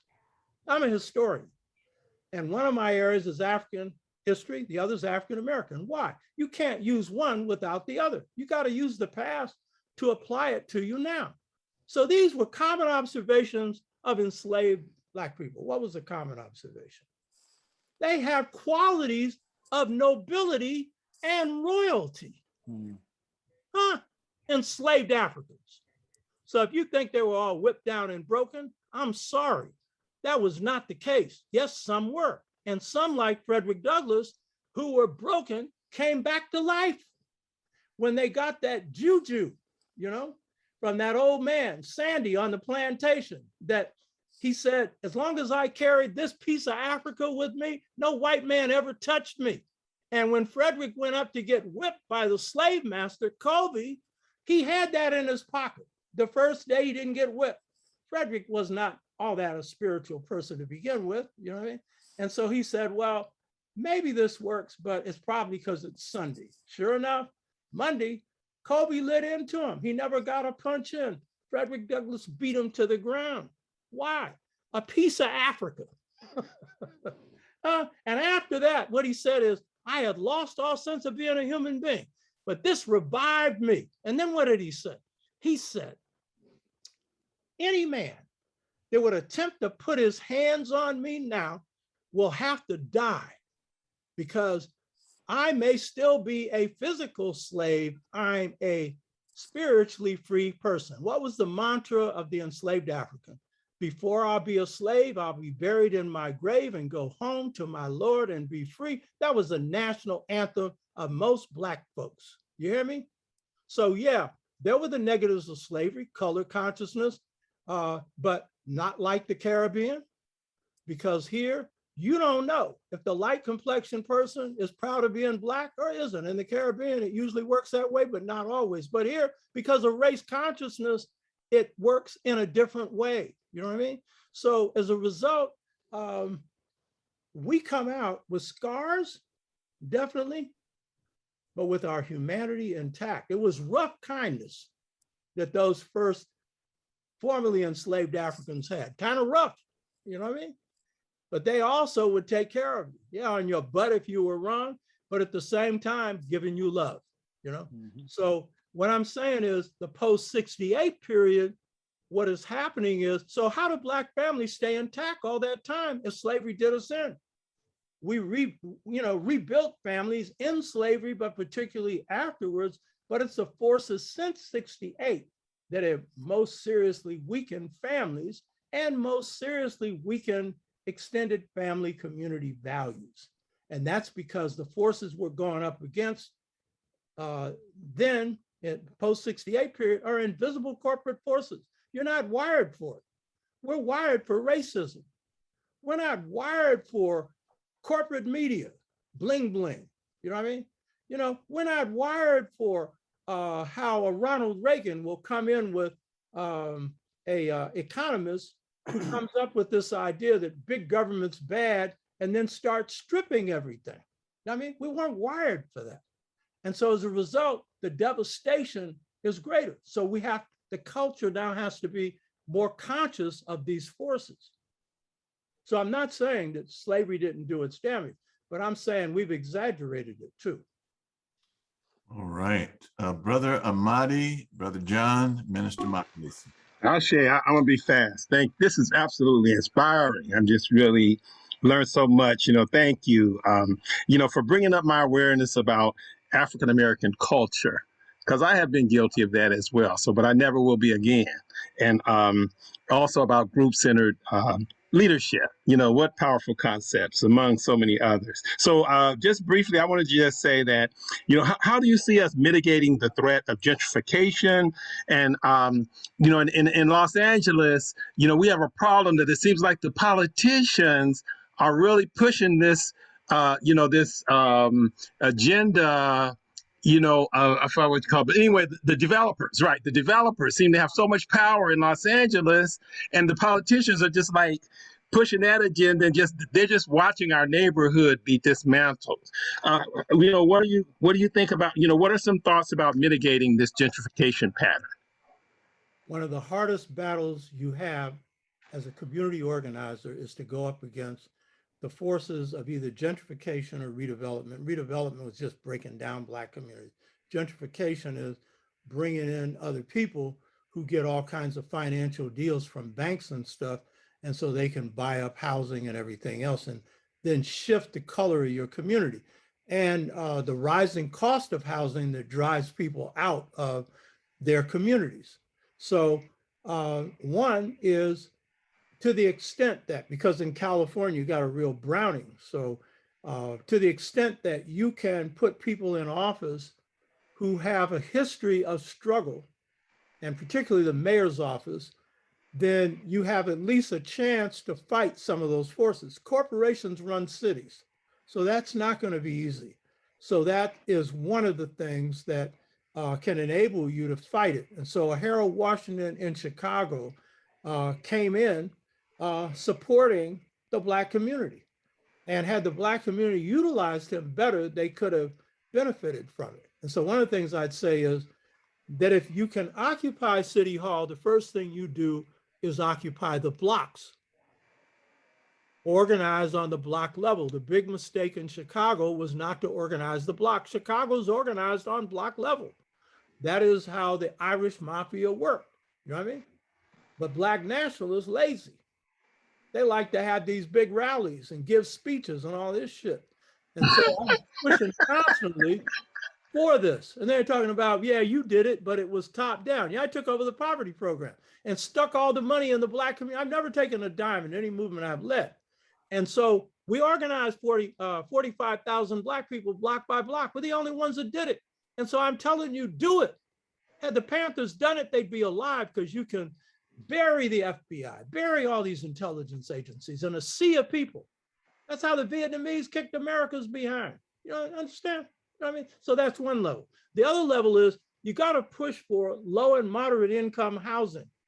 And what's happened is the government is going out of that business because they're all about building condos and everything for the rich.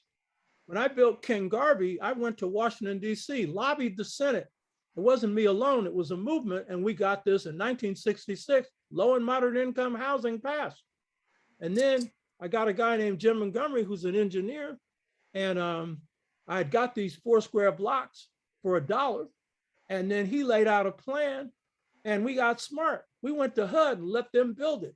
So, because we weren't going to get no money from banks anywhere. This was 1966. I was a full-time organizer. I was broke, didn't have no credit rating, but even if I did, they weren't going to give us any money.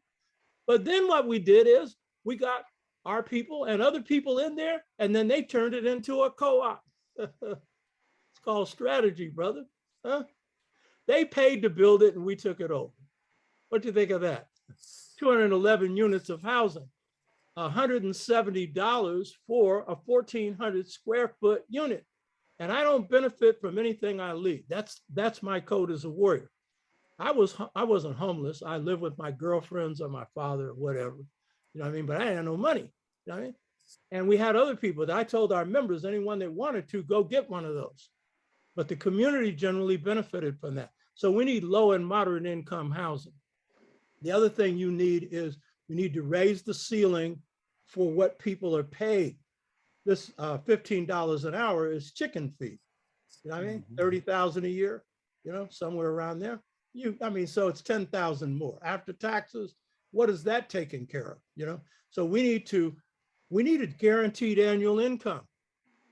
That was a part of the Panthers platform, but that came from ideas that even Nixon had it in his budget, but never intended to pass it. So that means if your income's 30,000, you need another 50,000 coming from the government. And you'll say, oh, that can't be done. Well, that's because you don't fight.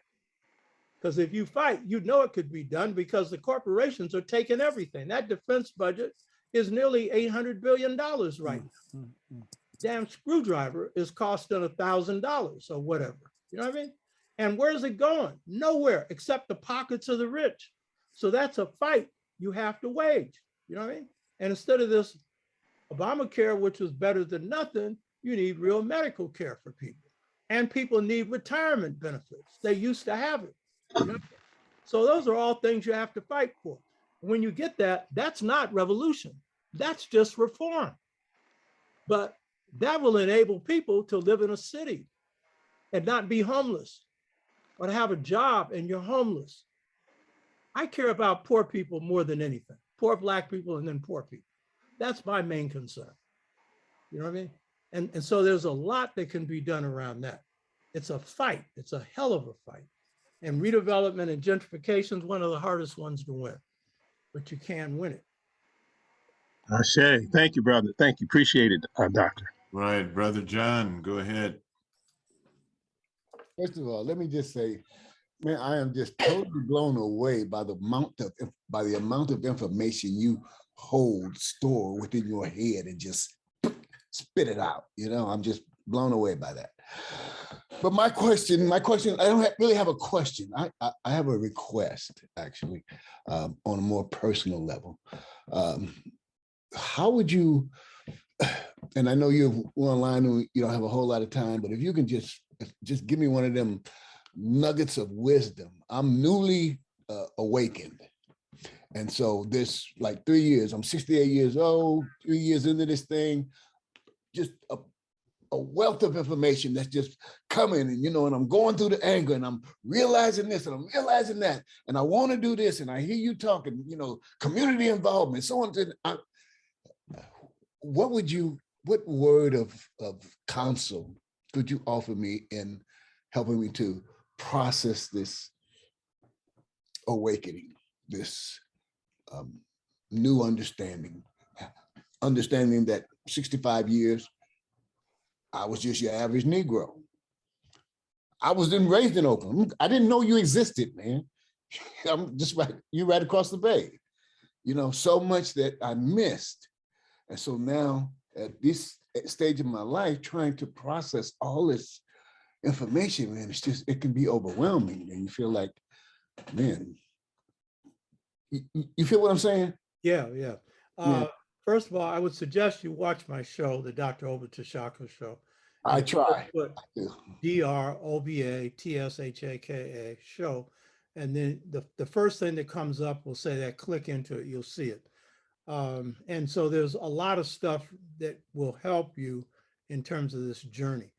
You're describing, so for me, when I went through this was in 1963 when I underwent my awakening. And so I was going on 23 years old. A brother named Norman Brown woke me up. He was my vice chair. And so this awakening process goes through stages. And what you're describing is you are in the early stages. It comes from one of two levels. I can't go into this now, but Black people will come from one of two levels when it comes to dealing with this awakening. But either way, there's going to be disturbance, meaning you're going to get angry, that you didn't know all this before. You experienced some of that? Mm-hmm. Yeah. Have I ever? Angry at the system, angry at yourself, blah, Can't blah. look at TV without seeing some racist thing going on. There's some plot going on behind this movie. And it's crazy. So that's a natural thing, and it's a good thing because our anger is usually directed in the wrong place, inward, you know what I mean?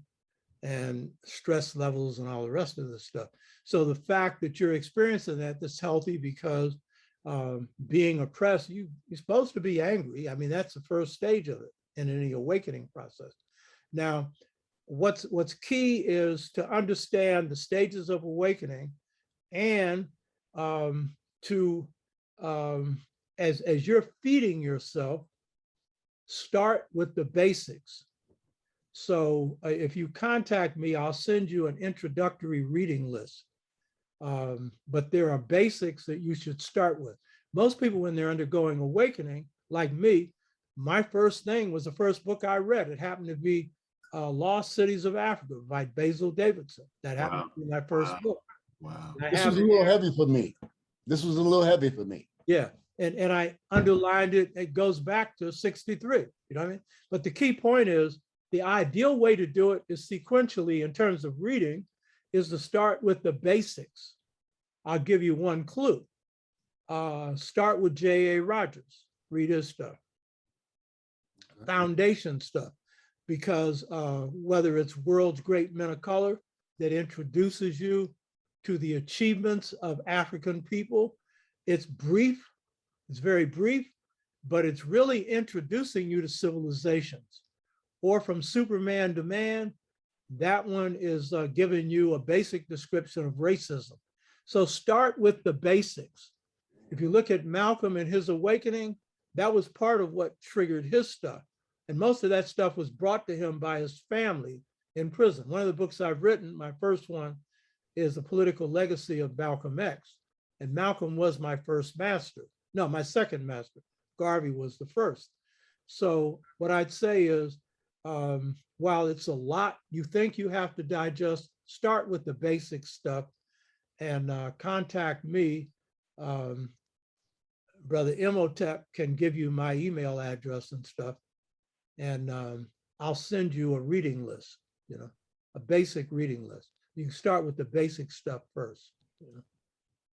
And then the thing is working on yourself internally. That's internal work, you know. So I'd advise you to consider signing up for our 6-fold Stages to Mental Freedom class. When we have 40 people, we're going to do that for a year. I mentioned this before. It'll be twice a month for a year, a couple hours each time. And I'm going to have some of the people in Pan-African Peoples Organization that have gone through this. They're going to be breaking people into groups of 10, and we'll take them through this process. But they have to be engaged in something in their community, because this does not work unless you do that. So understand where you're at, there are other stages. And while it may seem late, it seems that way to everybody when they wake up. Because when I did mine at 23, I was so mad that I had gone through 4 years of college and 2 years of law school, and I didn't know up from down. And I'm leading the only successful movement in the country. And I think part of the reason why I was successful is I was undergoing that awakening. Had I not, they would have cleaned my clock for sure. Yeah. Yes. Yeah. So don't feel bad. Feel glad. There you go. Great. All right. All right. Minister Makalisi, and then we have one more question that's in the chat, and then we'll end. Great to see you, Nabantu. Good to see you. All right, brother. Go ahead, Minister Makalisi. All right. Brother Dr. Tashaka, it's really good to be in your presence after a good many years of not having that experience. I just, you were talking about the twin lineal concept, the twin lineal consciousness that we need to cultivate and understand again. Made me think about an article I read a while back about this African group. They're still pretty much rural living.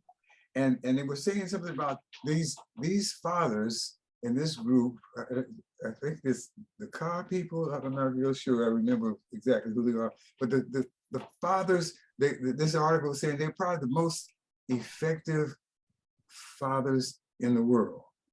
And one of the things they said about them is that when they have this, when they have men are hunters and the women are doing the agricultural work, and when the women go off to do the agricultural work, that the fathers are the babysitters, for lack of a better term, and one of the things that the fathers do to comfort the child when the child is missing mom and all the comfort that comes from being in mom's presence is the fathers allow the babies who in the first year of their lives are never left alone.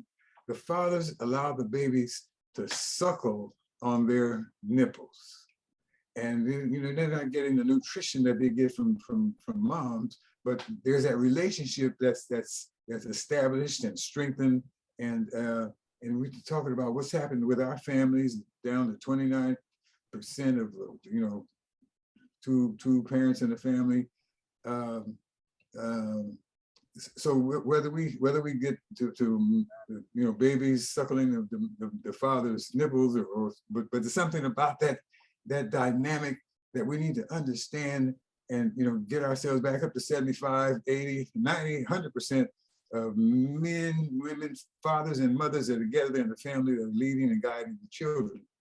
And one thing relating to that that I'm noticing with a young niece, a great niece that's breastfed by her mother, and of course her mother has a job, and I'm over at the sister-in-law's house where the child is kept during the day while the mother is working. But no matter how much fun is going on, what kind of activity is going on, when mom hits that door, the world changes. That baby doesn't want to have any. She's 2 years old now. She doesn't have anything to do with anything else. Say, Mom, eat, eat, and she gets and orders her mom almost, get that nipple in my mouth. And so. You're bringing the twin lineal thing that just made that click in my head, click in my mind. But we got to find ways to get ourselves to understand that our children need that connection with their fathers as much as with their mothers, and it's the balance, as you pointed out as you were making the presentation. I was just relating that, and finally. Where we tune into your show, your program, the Dr. Tashaka program? The address is H as in Harry, TTP : /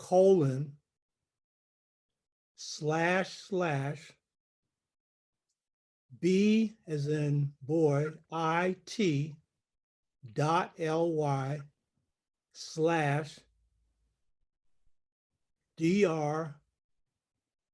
DROBA show, or just put in Dr. Tashaka show and go to the page and click into it, and you'll see the channel either way. Your comment, first of all, it's good to see you, Minister Makalisi. I see. I have a lot of respect for you. You did. Thank you, my brother. With Wose. Respect you likewise. Your brother has a lot of integrity. I really respect you. Your comment is in part an outgrowth again of Twa hunter-gatherer family practices, where the men did as much caring for the children as the women. And so subsequent African societies that picked that up, and all of them didn't, are drawing from that.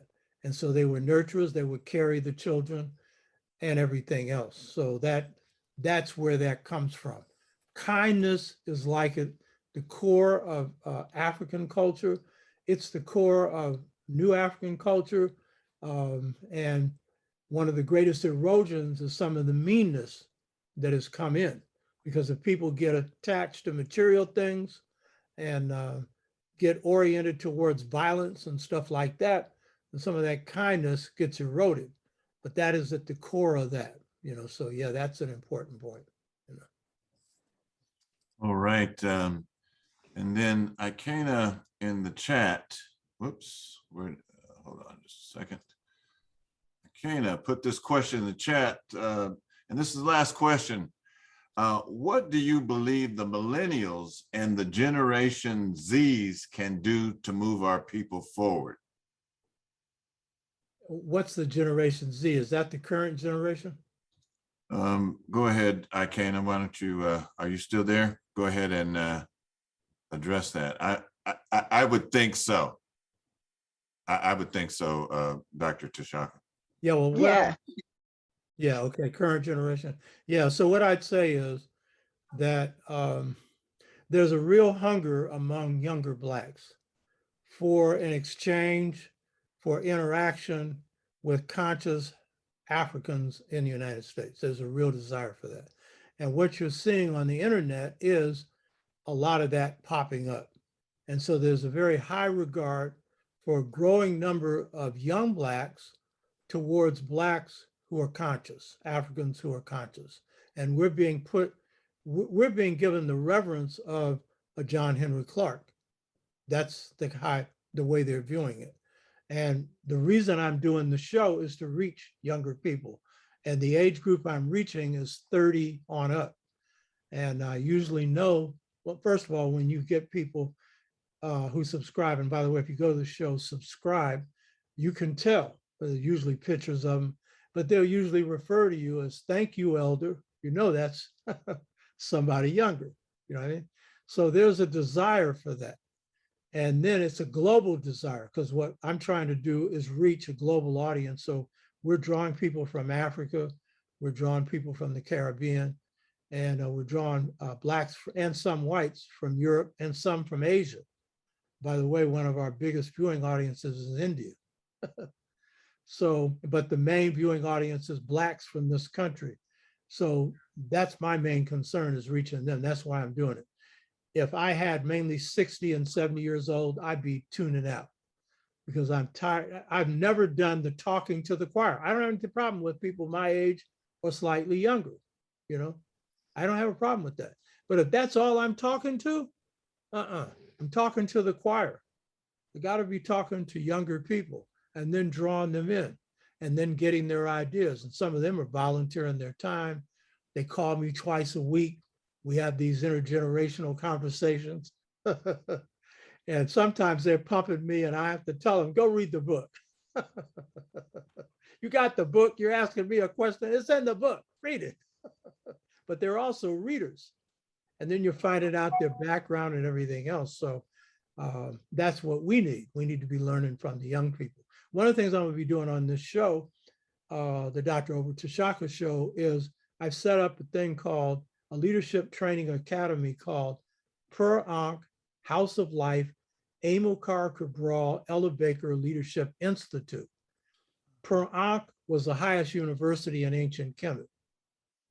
And so what I'm doing is adapting that system. The book I'm finishing now is dealing with the African method for teaching, their SEBA, and I'm adapting this to modern times. So it's centered on the leadership style of Ella Baker, which is group-centered. Amilcar Cabral, who you see the guy in the sunglasses over here, sunglasses, that's the greatest leader of the 20th century. How many people knew of Amilcar Cabral? Raise your hands. Yeah, okay. Greatest leader of the 20th century. When I say that, greater than Mao Zedong of China, greater than Ho Chi Minh, greater than Castro, greater than Malcolm, greater than Garvey. Best organizer, best thinker, best military leader, and a person that also went through the six-fold stages of mental freedom. That's one of the reasons why he was so good. So we're going to be doing organizing / leadership training.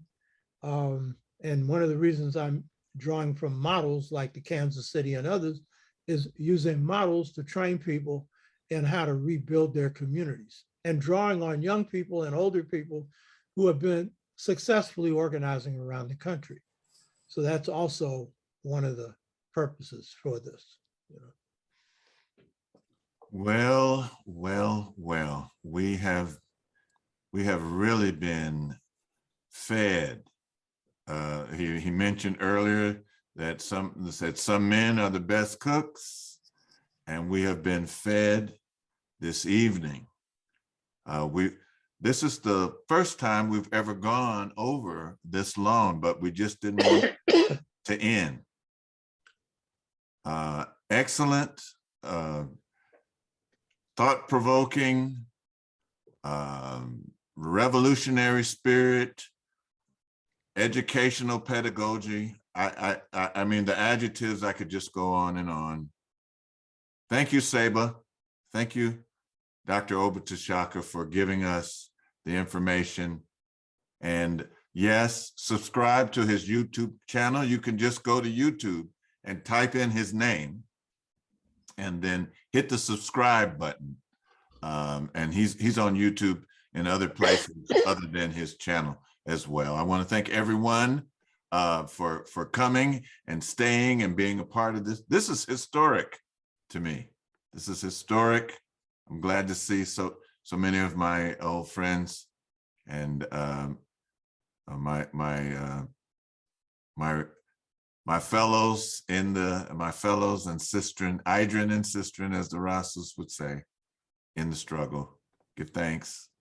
See you next time. Next week, we're going to be talking about the HBCUs with Sugar D and Sister Judy. So tune in next week. Is that Sister in Ubuntu right there? Yes, it is. Yes, hey. Yes, it is. Yes, it is. How you doing? Unmute. Unmute yourself so I can hear you. Tell her to get off. Yeah. How you doing? Yes, I really want to talk to you about some things coming up on the continent. And Brother Omawali said I need to talk to you and Brother down at EPA, Boone and Layla. So I'll be in touch with you. Okay. Yeah. All right. Good seeing you. Yeah, you've done a lot of good work. You know. Thank you. I know you still are. You know. Still doing it. Yeah, she's still doing it in Atlanta. Yes, yes, indeed. Right on. All right. One love, one heart, one God, one aim, one destiny. Uncle Job Seneb.